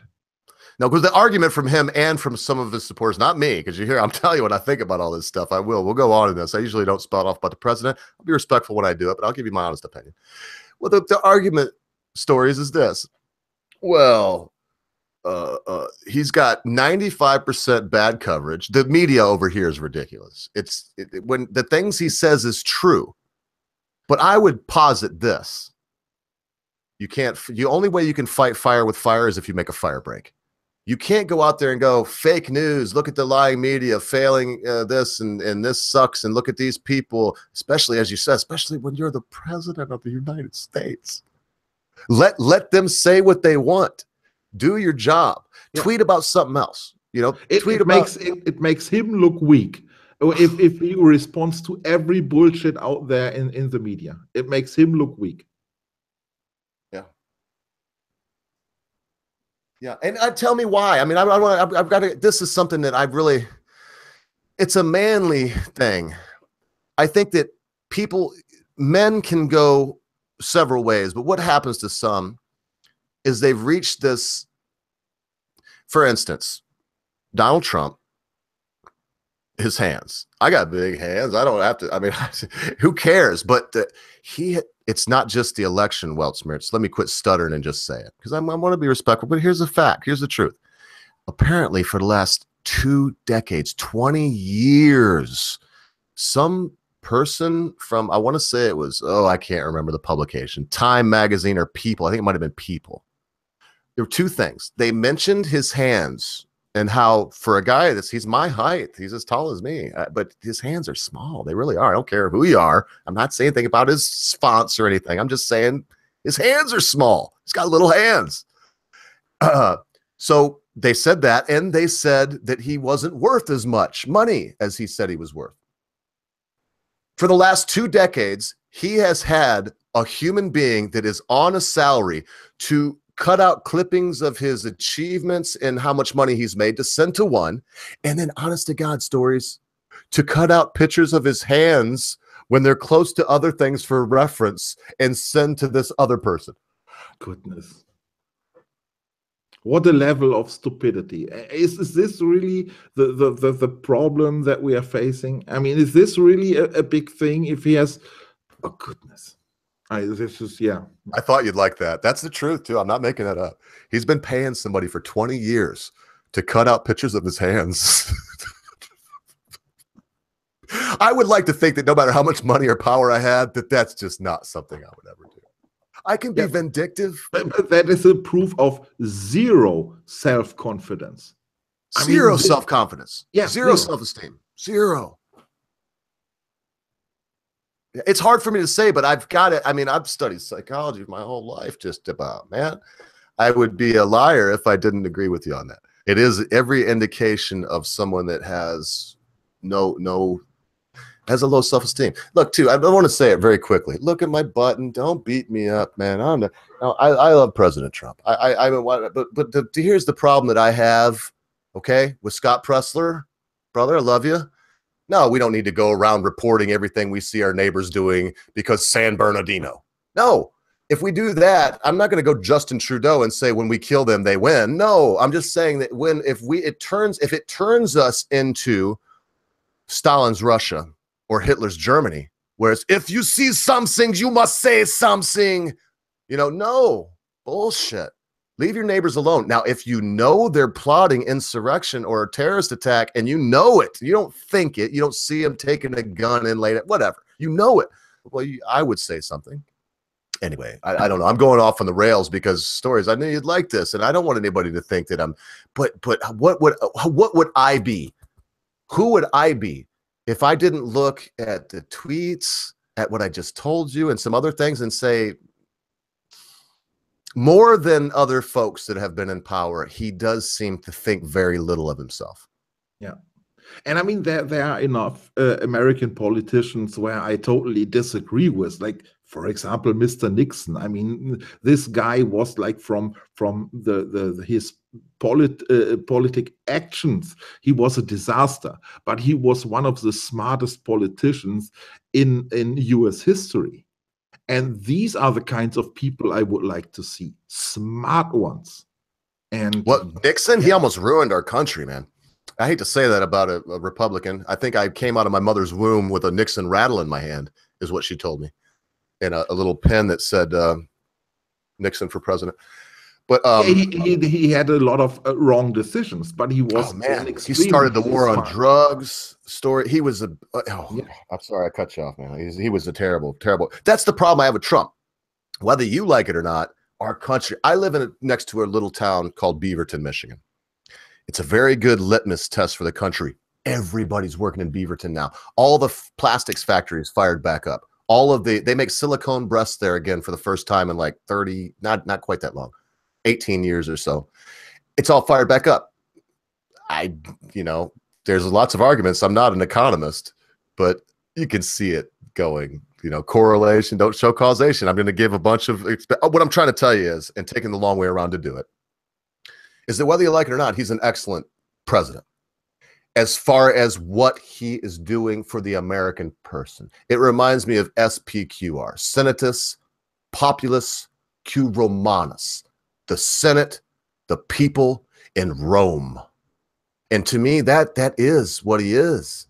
He's the Senate, the people in Rome. But man, if he would only shut the fuck up sometimes. Well, yeah, but yeah, at the moment, I can't see any good political decisions that he made. So, yeah, that's well. I'll redact. I'll redact the names and addresses, but I will show you a dated tax return before and after, and we'll see if you don't think that for my very middle class and your estimate middle class, I would consider myself poor. My middle class family. If that wasn't good. Also, the immigration thing, man, it's so good now that they did just kill two. Look, I could go on, but I'll say it again. I've told you this in the past. If I go on and tell you the good things that he's done for our country, because it's Senatus Populus Romana, that's it. If I tell you the good things that I believe he's done, you probably wouldn't think a lot of them were good. Because the extreme vetting, what they like to call the travel ban, there's no travel ban anywhere, but the extreme vetting, that's a great thing. That's one of the reasons I voted for him, and he did it. Obama did the same thing. In fact, he just used his list. I could go on. I don't like one thing, this drone thing, and I'm looking right now. The numbers are down this year. It's been one of the least amount of drone strikes in the last 10 years since Bushy, and now apparently he's pushing to loosen restrictions on drone strikes. I think that drones should be grounded and they should not be used. Right. The last time we had this conversation about Trump, you mentioned the tax breaks, and you mentioned that your wife is earning now a lot more after the tax reform than she does now. If it passes. Yeah, if it passes. So I looked it up. What's about this tax reform, and what is this whole thing about? And I mean, what Trump did with his paper was basically cutting the middle class into like 10 different pieces, and then increasing taxes for 3%, and then the next group decreases for 3%, and then the next increases. Look it up. And yeah, so no, I've looked at it. I just know that the bracket that we're in is very good for us. And yeah, the wealthy are getting pounded on this. The very rich are not liking this. no. The very rich pay less. They pay 2% No. less. Well, okay, but like I explained to you before, and if, since you've looked into it, you have to know this. They pay less percentage, but they can't go into all these tax shelters they used to be able to go into. That might possible. So Yeah, that might possible. Yeah. Asked any one of these rich that are going to pay less if they'd want to pay less now or want to pay more like they did before, they'd say, please let me pay more, because in the end, they don't pay anything. In a lot of cases. In fact, Trump, you know, he's one of the few. When they got his tax return and it came out on Maddow and it blew up in her face because he paid $33.5 million in taxes that year. And I don't care who you are. I know you will disagree with this, but I don't think any human being on earth, individual, not corporate tax, individual, should pay more than $5 million a year, period. I don't care if they make 50 billion. How could they ever get that back?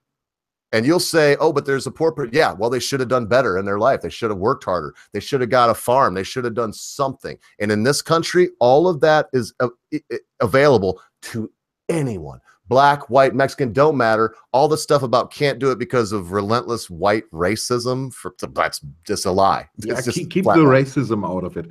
I mean, the thing is, when you look at American debts and American income, the depths of every American, I don't have the proper figures now, but it's around $60,000 something per capital, per US capital.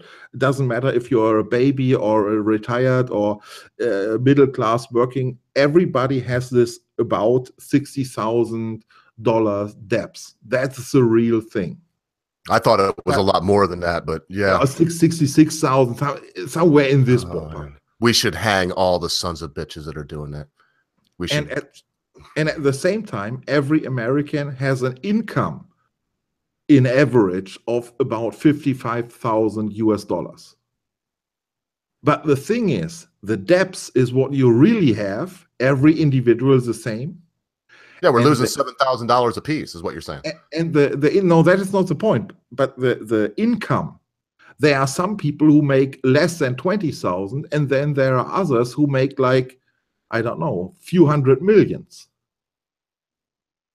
You know what I'm saying? I mean, every American is paying into a system the same amount, but they are not paying equally based on their income.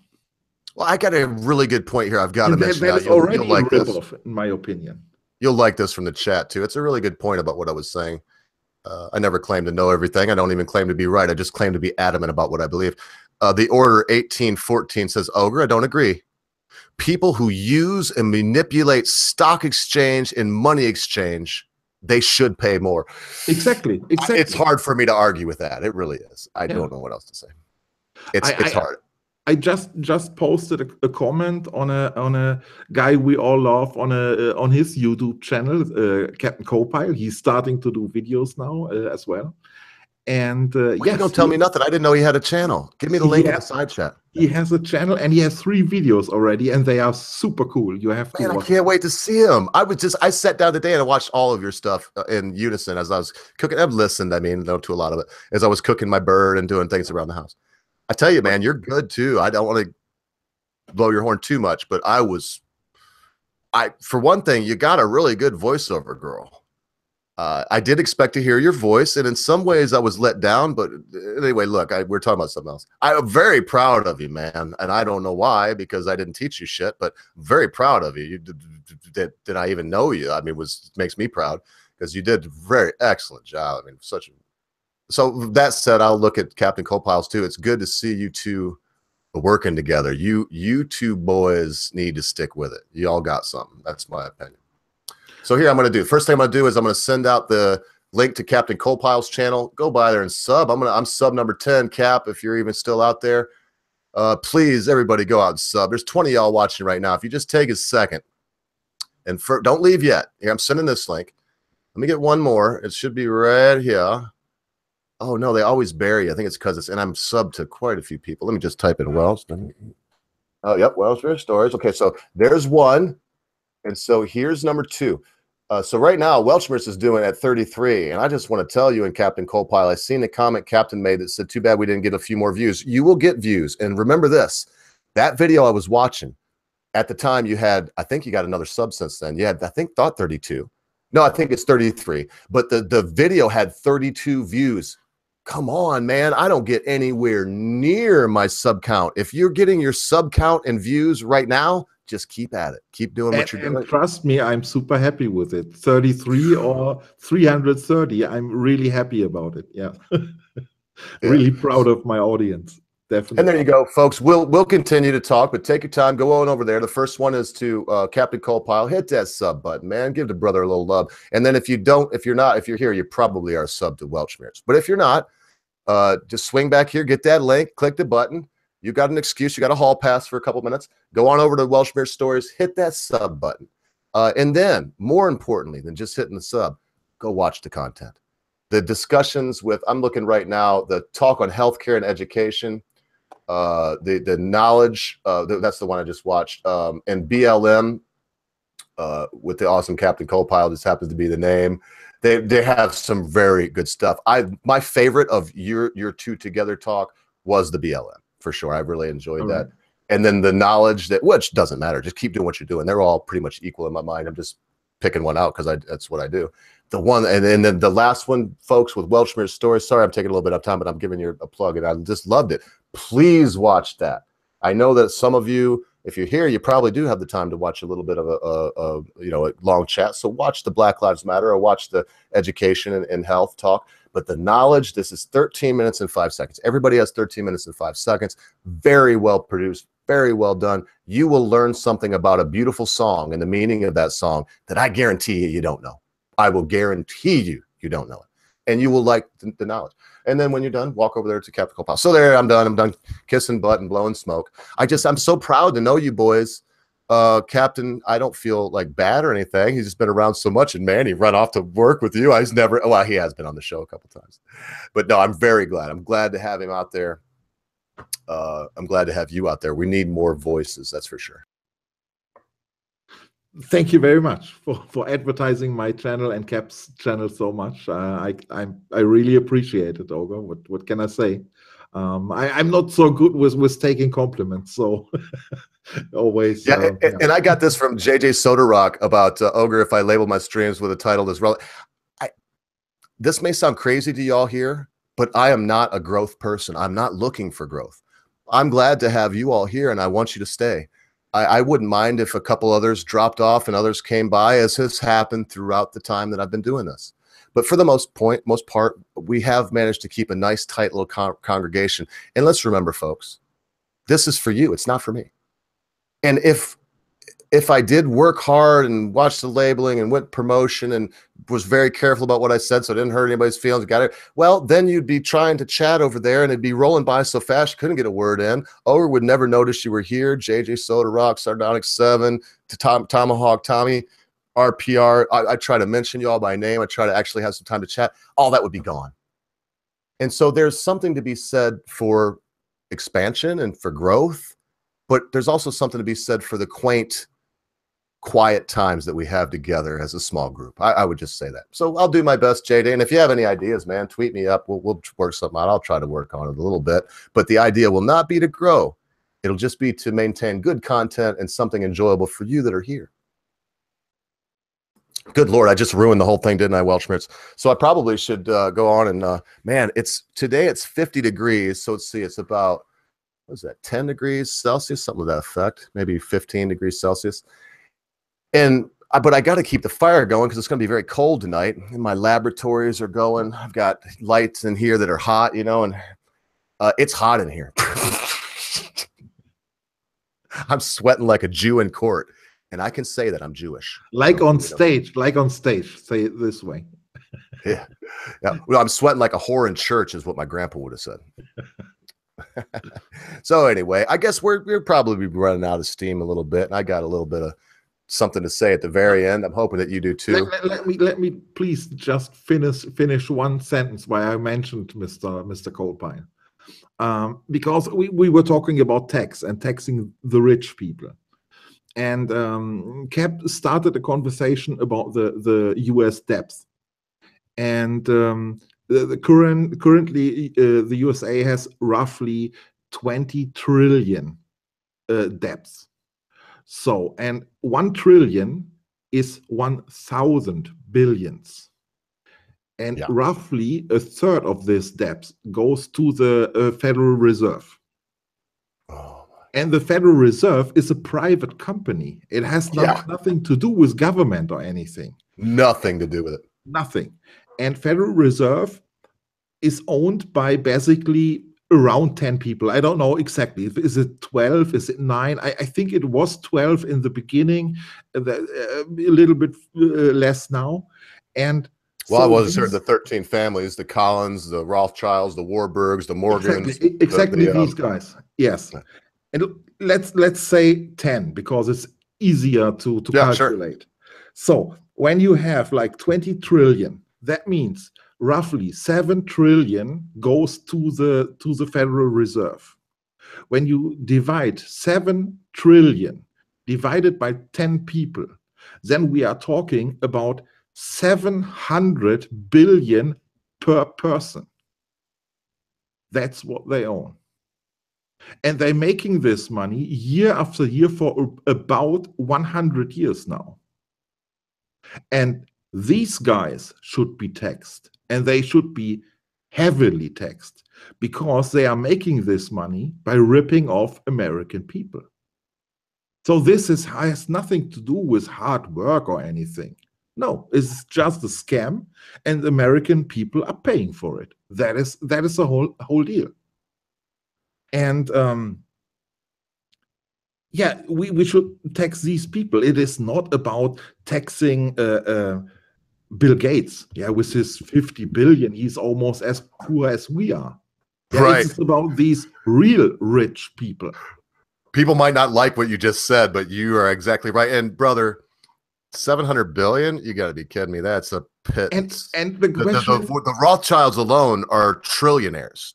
They say that the world's only trillionaires, but they're not. The Warbirds are trillionaires too. So are the Collinses. So is the Pope, and so is the Queen of England. Oh, the Pope is, and now the Queen of England, I got to give her place, this queen, because of how she, like, I don't even want to go there. Monarchs are different to me, especially when they hold that mandate of heaven. But the Pope, they're the largest holder of silver in the world. The Catholic Church are and ground. Remember how much ground they have. And but they have the most real estate. They're the largest holder of real estate, private holder of real estate in the world. And we should tax these people. These are exactly the ones to blame. We should nationalize it. We should hang everybody in the central bank. And brother, look, I need to let you finish. I'm sorry. I will say something about this. You're striking on some stuff I love and know a lot about. And the last thought about it. The question is, people say, okay, if you earned some money, wherever the money comes from, you can't take it away. That is theft. All right, fair enough. But honestly, is there a difference, a real difference, if you own 50 billion or if you own 700 billion? There is no difference. You can buy whatever you want. If you want like an Airbus 380 as private jet, then buy it. It doesn't matter. When you have like 50 billion, you can afford everything. But it would make a massive difference for all the American people if you could share this money and found schools with it, found a health system with it, and so on. That would be dramatically different. Well, share the money, but here's the thing. If we cut those people out, here's the problem. When the central bank got here in our country in 1913, Jekyll Island, Woodrow Wilson was the president. Anyway, when the central bank got here, the dollar had experienced, I think they said it was roughly 3 cents. In other words, a gold eagle, a 1 ounce gold piece, was worth $20 in 1800 and was worth $20.03 in 1900. No change. And because listen, gold hasn't changed ever. When I tell this story, I'm going to tell it again very quickly. In BC 5 in Rome, an ounce of gold would buy you a brand new toga, a brand new leather hand-tooled belt, a brand new pair of handmade sandals, and you'd have enough money left over to go out to the best restaurant in Rome and party all night, feast and drink all night with an entourage. Right now, a 1 ounce of gold will buy you a brand new Armani suit, a brand new leather handcrafted belt, a brand new pair of leather handmade shoes, and you'll have enough money to go to Sparks in New York City with your friends and eat steak and drink whiskey. Exactly. Nothing has changed. Yeah. Nothing has changed. But so then you have the central bank with inflation and deflation. No, by controlling inflation with interest rates, paying interest rates to let a private entity coin money, it's against our Constitution. It's unconstitutional. Our Constitution says that only Congress has the power to coin money. Yes, we abhor and paper money. There's no paper money. Yeah. Wait. To coin, that is correct. The mint, the American mint, is still controlled by the Senate, but only the mint, and not the paper money, and not the even worse computer money that we use today.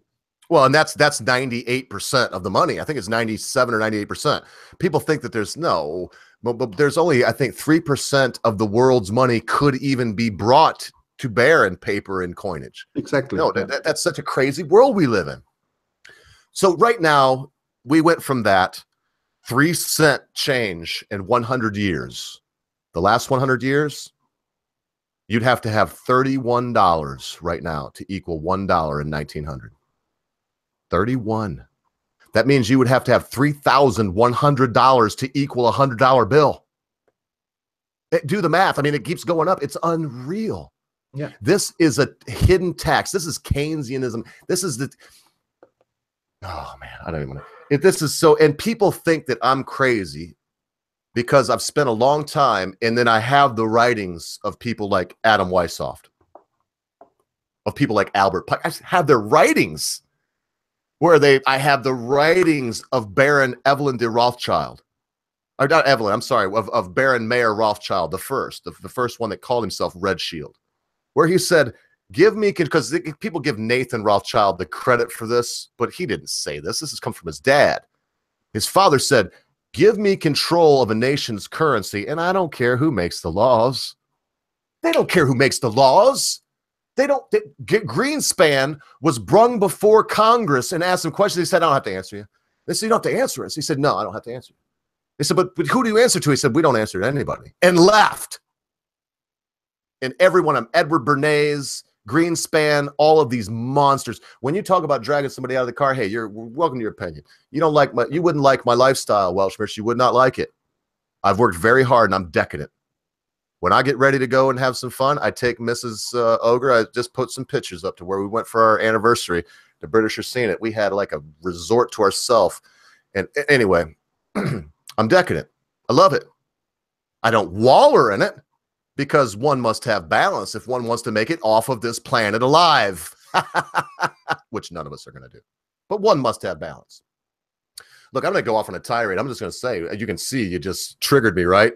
Because, man, when I think of what happened, and it didn't start in 1913. The central banks has been in England, have been in France. The Rothschilds didn't start it, but they started the new, I wish I could remember. If you were to go back about 600 years ago, there was a central bank started in Mesopotamia. Same idea, the same Ponzi scheme, the same control the world scheme, different people. Well, when the ruling monarch found it, they hung the guy. They killed, I think they drawed it. They killed him. And they abolished it. Let me tell you a very quick story about Welshman story, very quickly. In Germany, the Red Shield. He had what we would call a pawn shop, but it wasn't a pawn shop. He had the best vault in town. So people would bring gold to him, and he would give them a slip saying, you have a pound of gold. You have 16 ounces of gold. You have 50 ounces of gold. You have 2 ounces of gold. You have 5 grams of gold. And they get these slips. People started trading those slips. Okay. This is how our money system that we know of right now came into being. Check it out. You want references? I'll send you references. I just don't have them right here. I'm just telling you the story. This is what happened. Finally, they figured it out. Somebody went to get their gold. And he was like, oh, I'm not going to give you all that right now. What do you mean I'm not going to give you that? And then something went around, and suddenly everybody's at Red Shield's house, pounding on his door. We want our gold. And he came out and said, I'd give it to you, but there's only 10% of it here. 10% of it, sir? But we have a tight. And he was like, yes, but you've been trading these tickets all over town. Long story short, he did what the first progenitor of this, and probably not the first one that I know of, couldn't do. He convinced these idiots that it was a good thing, that he took their money and spent it on other things because he may make them more money later. Now, mind you, he couldn't even give them the gold that they had in his vault at the time. So to me, that would have been marks against his credibility. And we have what we call fractional reserve banking. To this day, the fractional reserve banking says, it was printed in Chicago from the Chicago Met, says that you only have to have a working surplus, and a working surplus amounts to 10% cash to deposits. So that means 90%. Let me quickly. That was before the crisis in 2008. Now we have 3%, and the banks claim that is way too much. They claim this is too much. 3%, that is not, they cannot handle this. Don't let me forget, Welchman, because I love having this stuff in my arsenal. If we could get together and I don't forget and you don't forget, I want that info. So now they've lowered it to 3. They are about to lower it even more. And the question is, how do they count what they really have? Because the thing is, when I borrow you $100, and then you owe me these $100. So in theory, I still have the same money that I had before. Right. They are not even counting this. No. No, they loan you $100. They have $3 is what you're going to tell me is what they're going to have. And they manufacture by utterance. What the banks really have is the building, but that is empty. Yep. It's built because they manufacture by utterance. It's actually called uttering and publishing. It's a crime for me to do it.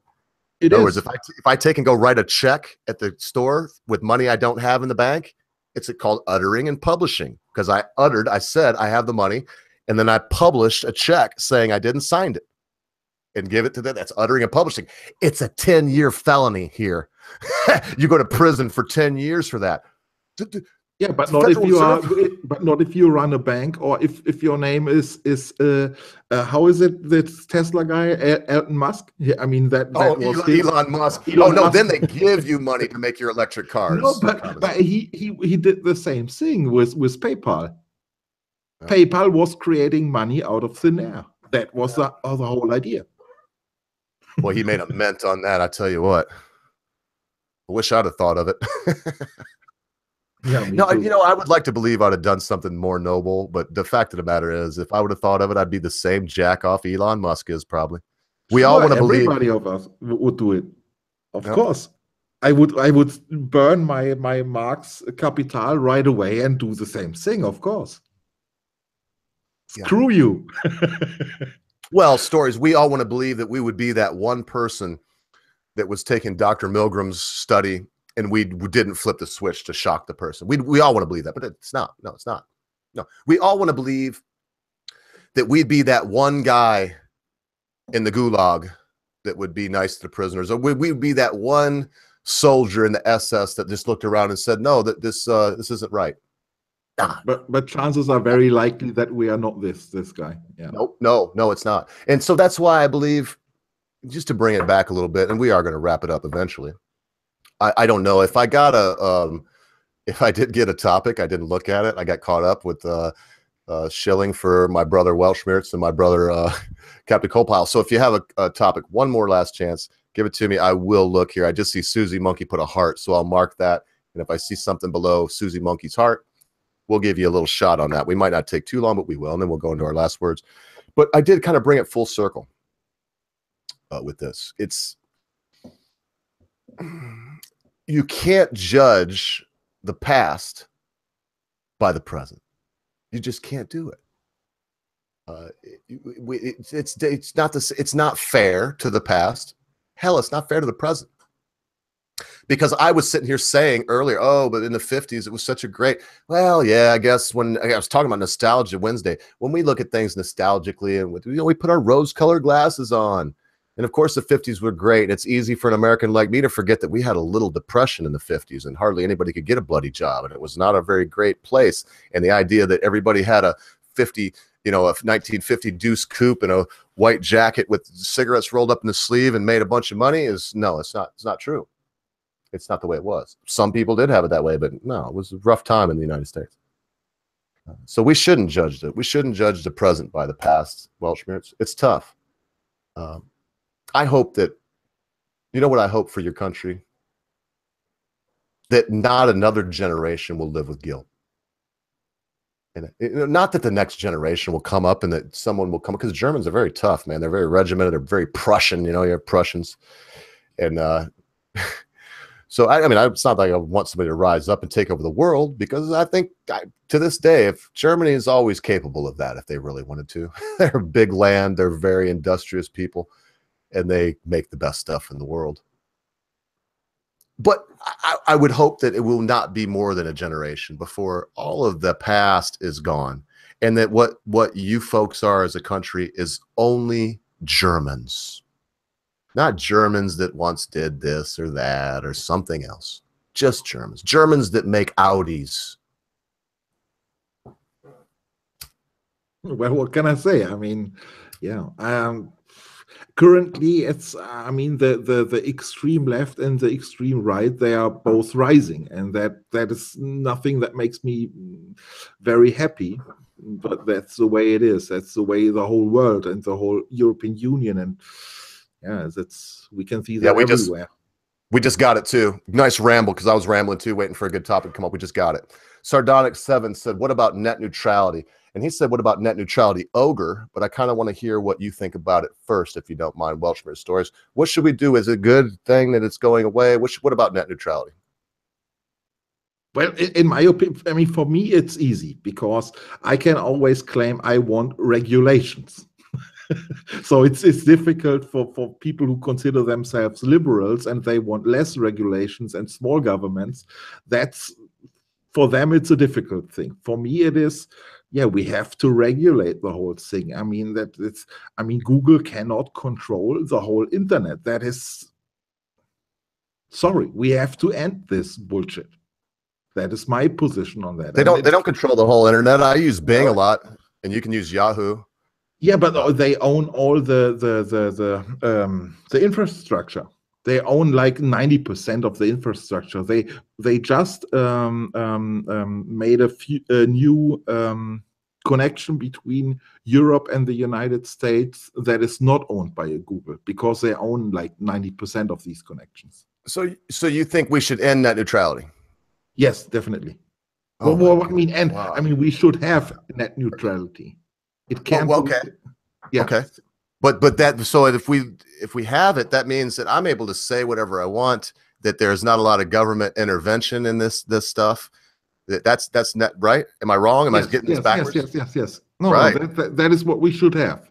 So I remember our talks with Jeremy. Jeremy used to come on pretty often. He's a French fried frog from someplace where they eat horses, if you can believe that. Really great guy, though. Very intelligent. And even though he eats horses, I mean, we eat horses in Germany too. Oh, yeah. I was just teasing. I mean, I don't care what you eat. I ate a turkey today. What's the difference? But net neutrality, leave us alone here. Let 4chan be. Let people say, I hope you get raped in an alley. If you can't figure it out right now and know that it's some person that's hiding behind a keyboard saying something you'd never say in front of your face, well, I don't know what to say. If people really, like Anna Sarkeesian and all these people want to, I get death threats and rape. No, you don't. No, you don't. These people have never had death threats in their life. They've had some morons say that it's akin to pulling a fire alarm at a dance that you're pissed at because the girl you like didn't dance with you. So you pull the fire alarm, right? It's the same thing here. I mean, we don't Welshmere stories because we always got the good looking girl. That's our curse. Believe me, it's a curse, people, because everybody hates you when you're dancing with the best looking girl in the room. So anyway, yeah, net neutrality now, net neutrality tomorrow, net neutrality forever. No change. Leave me alone. We need to have this. Leave this for the people. Leave this for us, Welshmeres. But the question is, how can you handle this? I mean, at the moment, this is private property, private companies. They can do more or less whatever they want. So if the government is not interfering, if the government is not regulating these guys, then who can? We have no chance. Well, we should. We actually should. But here's the biggest problem. Most of the things that a lot of us would stand up for, they'd call you a homophobic or they'd find some way, xenophobic, or you don't want you want fake news, all this stuff, you know what I mean? All of their arguments are bunk. It's nothing. There's, oh man. Sure. So what should we do? What can we do? Teddy Roosevelt was the great trust buster. I'm sure somebody in the chat will tell me he wasn't, and then I'm wrong, and maybe he wasn't, maybe I'm wrong. But Teddy Roosevelt allegedly was the great trust buster. Broke up Standard Oil. You know, went at the steel company. I was going to say Carnegie Steel. Oh man, this is so long. Now I'm digging into history that I wasn't prepared for. But there's a couple others. He busted up these trusts, monopolies. I don't think there needs to be any new law, Welshmeres. I think we have them. Google operates in Palo Alto, California. That's the United States of America. We have we have antitrust laws on the books now. They need to be enforced. We just had the first guy oh man, I'll look this up for you. If you get with me, if you want to get this information, get with me, I'll give it to you. You know how to get up with me. I always get back with you on Twitter. And sorry to those of you that I don't. I'm busy. Welshmeres is special. So there was a congressman in Wyoming, I believe, Wyoming or Montana. It was one of these Western states. He filed a lawsuit against Google. If you just, in fact, let me type it in now. If you got it, talk for a little bit. Tell me more about this, if you will, and I will look up the man that filed a lawsuit. This is what we need to do. We need to have more of our legislators, more of our lawmakers, more of our prosecutors, more of our federal judges here in the United States doing their bloody job, which is saying, no, you obviously have a giant monopoly right here. You have to offer up some parts of it for sale. You have to break this up. You cannot be the octopus with your overarching tentacles on everything. But to tell you this, man, is this what should be bothering us more, Welshmeres, or should we be worried more that 3 people now, if President Trump lets this thing go through with Time Warner and whatever it is, there'll be 3 corporations that control every last bit of media in the world. Yeah, well, but actually we have, Associated Press, and we have Reuters, and there are 2 companies, and they... No, they're both, Associated Press and Reuters are both owned by the Rothschilds. All right. Oh, sorry. I had no clue. Yeah. So there's 3 people that Al Jazeera, Russian television. I don't care who you name. There are 3 entities. I shouldn't say people. There are 3 conglomerates, 3 entities that own. It's 4 now. If this goes down, it'll be 3 that own all of the media in the world. I can't overstate that. Yeah. Is that a good thing? I mean, that is what we have to deal with. I mean, every bit of news in the Western world comes basically from Reuters or Associated Press. And that is, I mean, you can buy different newspapers, and then you get a different flavor of the same story. But it is always the same story. And I mean, this whole propaganda thing is not really about telling fake news, telling wrong news, telling lies. That's not what it is about.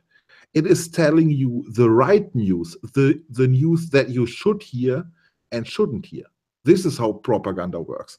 If they really tell lies, that is only because they didn't have enough time to prepare it.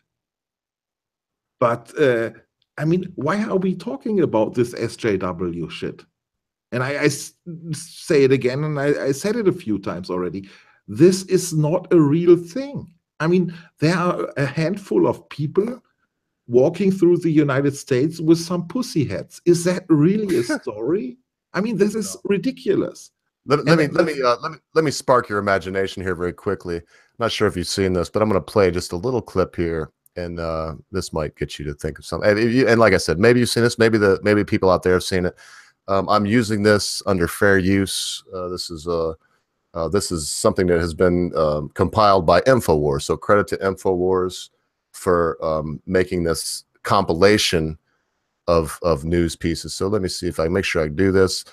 If you can't hear this right away, Welchmeerts, say something like, "Hey, I can't hear it," because I think I'm pushing the right button. So here you go. It'll only be about 30 seconds or so. In consumer news, economic factors may take some spring out of the Easter Bunny step this year. Economic factors may take some spring out of the Easter Bunny step this year. Economic factors may take some spring out of the Easter Bunny step this year. Economic factors may take some spring out of the Easter Bunny step this year. Economic factors may take some spring out of the Easter Bunny step this year. Economic factors may take some spring out of the Easter Bunny step this year. Economic factors may take some spring out of the Easter Bunny step this year. Economic factors may take some spring out of the Easter Bunny step this year. Economic factors may take some spring out of the Easter Bunny. Spring out of the Easter Bunny step this year.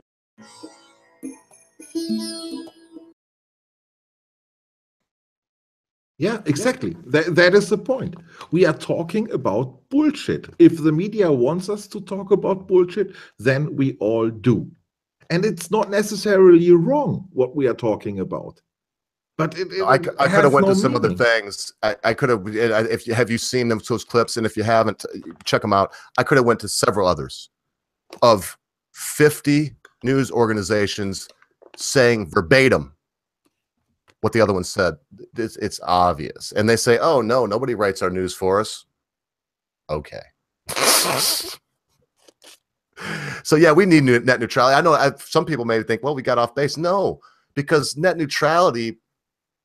We need to be able to say what we want, but the idea that one person, two people, three people would control what we see, can't everyone see that the powers that be are losing their minds that we have this media empire that we built, that's us, that is ours. It's our voice. No one except for the Britisher tells me what to say, and it's just because he's a control freak.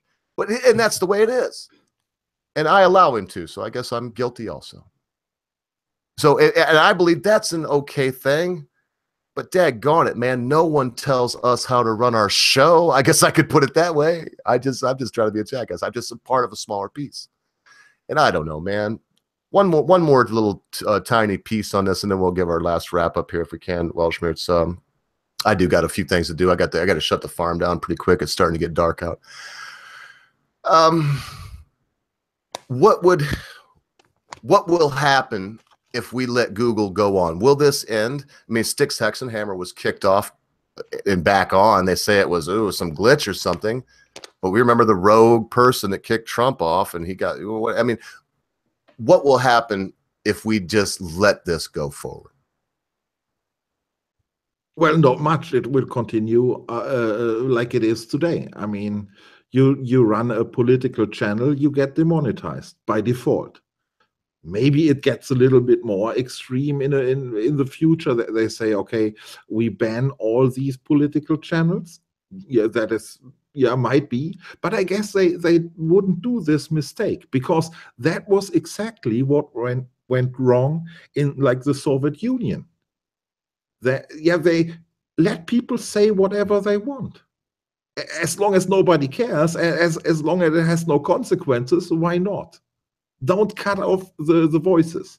And that is the idea. Yeah, give them some topics. They are pretty much meaningless, and then they get outraged about it. No problem. It's not changing anything. And in the Soviet Union, they tried to shut the people down. They locked them up. Yeah, why? Look at Putin. He's way smarter. He just picks a very few out of the group, some with a bigger audience, and the rest they can say whatever they like. And that's the way it maybe goes, but I guess they have learned. They have learned from fascism. They are not doing the same mistakes again. They're not let us queue up for some cucumbers or whatever. No, we get our toys. We get our nice shiny iPhones and shit. Sure.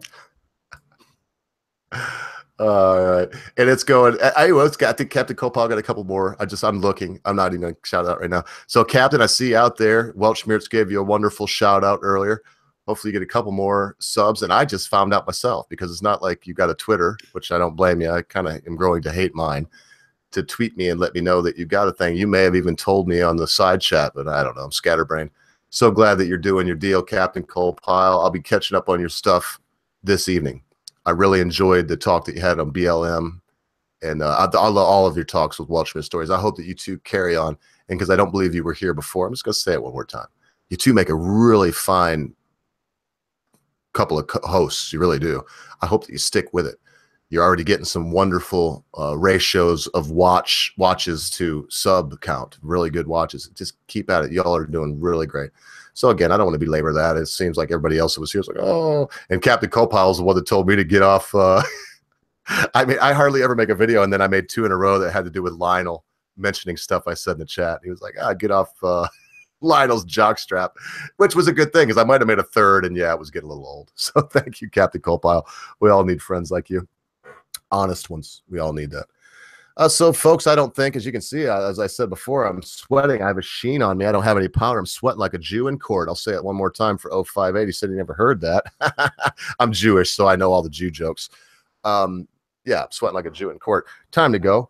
I want to say very quickly, as I give you a chance to get your last thoughts together, that this platform means the world to me. And it's not because I have dreams of growth, of expansion, and having some giant channel with thousands of people watching. If you folks watching right now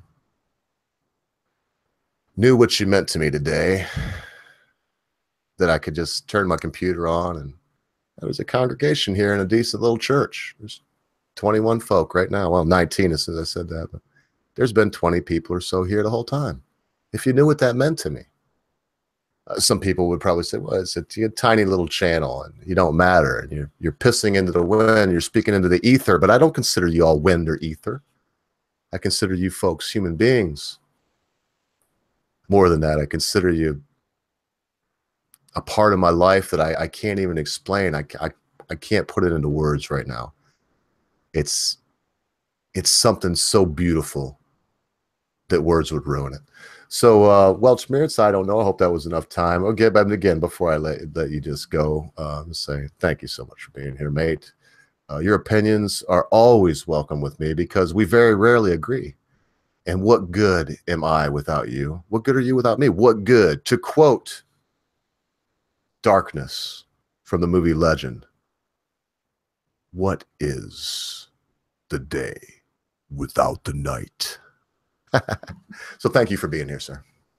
Thank you very much for inviting me. I mean, for me, it's always a pleasure, and yeah, to enhance my English skills and talk from time to time. And yeah, I mean, I like to share the ideas with you.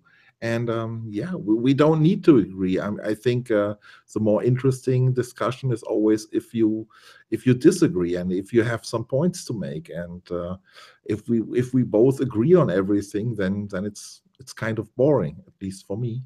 So yeah, thank you very much, Mr. Ogre. Thank you for being here, and thank you 20 listeners for listening to us.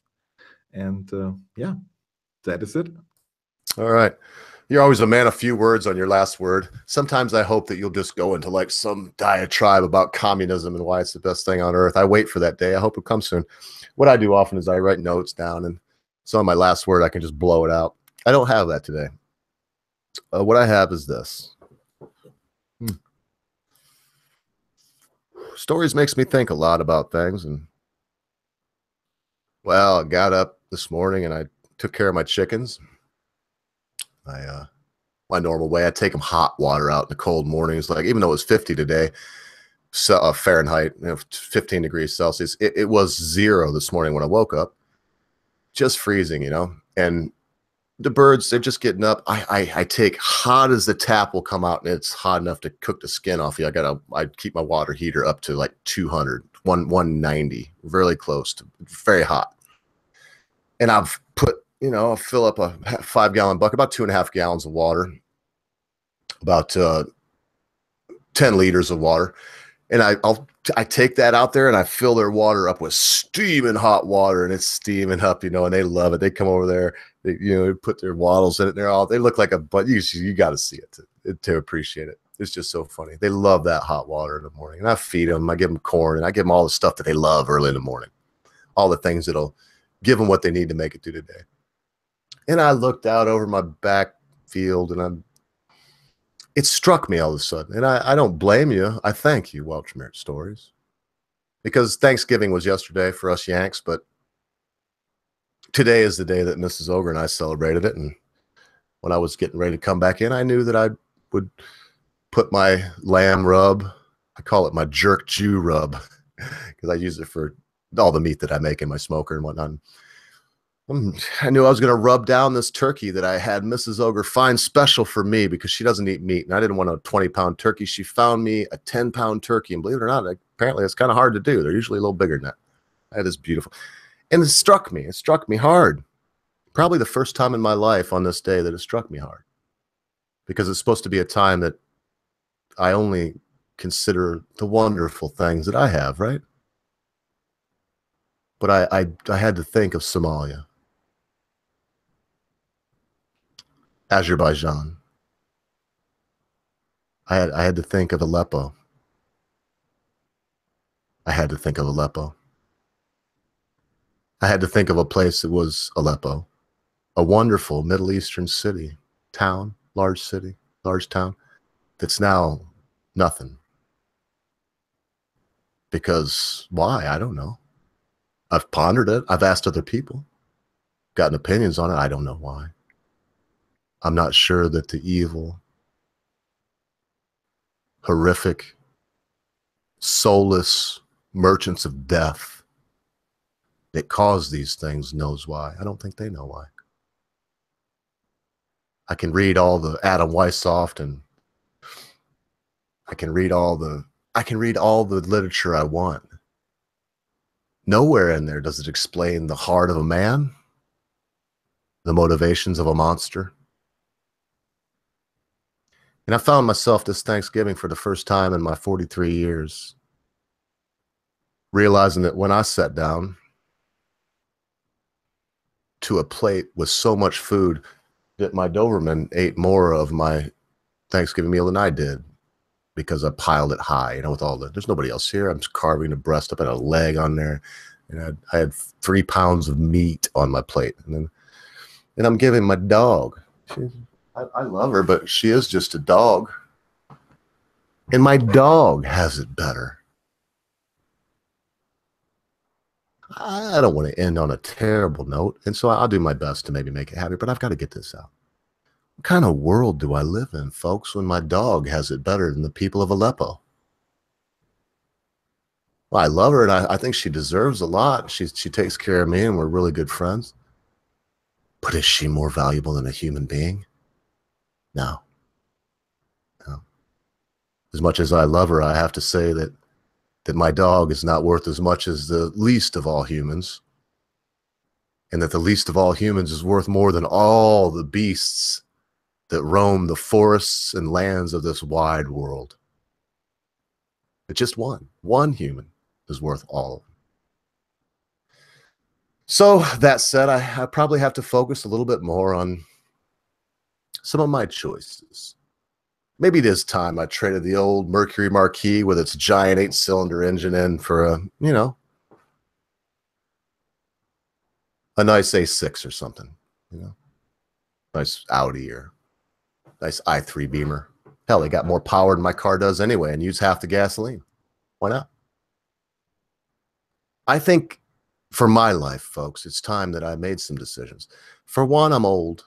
I can't do the things I used to do. But for two, the world is a finite place. And eventually, whether we think the oil will be there forever, whether we think the forbearance of our brothers and sisters will be there forever, whether we think that the benevolence of the universe and karma herself will be there forever, it won't. And one day we'll wake up and it will be our last day. This is the happy note I want to end on. When that day comes, my hope for you this Thanksgiving Day, my hope for me, my hope for you also, Welshmere, is when that day comes, the last day, that we'll go to it smiling, that we won't be bitter, we won't have any regrets, but that we'll think of Staub, the second mate on the ship Pequod. Moby Dick, if y'all don't know what I'm talking about. We'll think of him and we'll remember whatever our fate is, we'll go to it laughing. And remember, be good to your friends, be good to your family members, be good to your loved ones. Be quick to say you're sorry. Be even quicker to accept an apology, especially when that thing your friend, your family member, your loved one has done seems to be so huge, you'll never be able to forget about it. Because constant viewers, my missing co-hosts, Welshmere Stories, at a time we think not, when all is well and at rest, your friends, your family members, your loved ones, your life, and all you know will depart from you.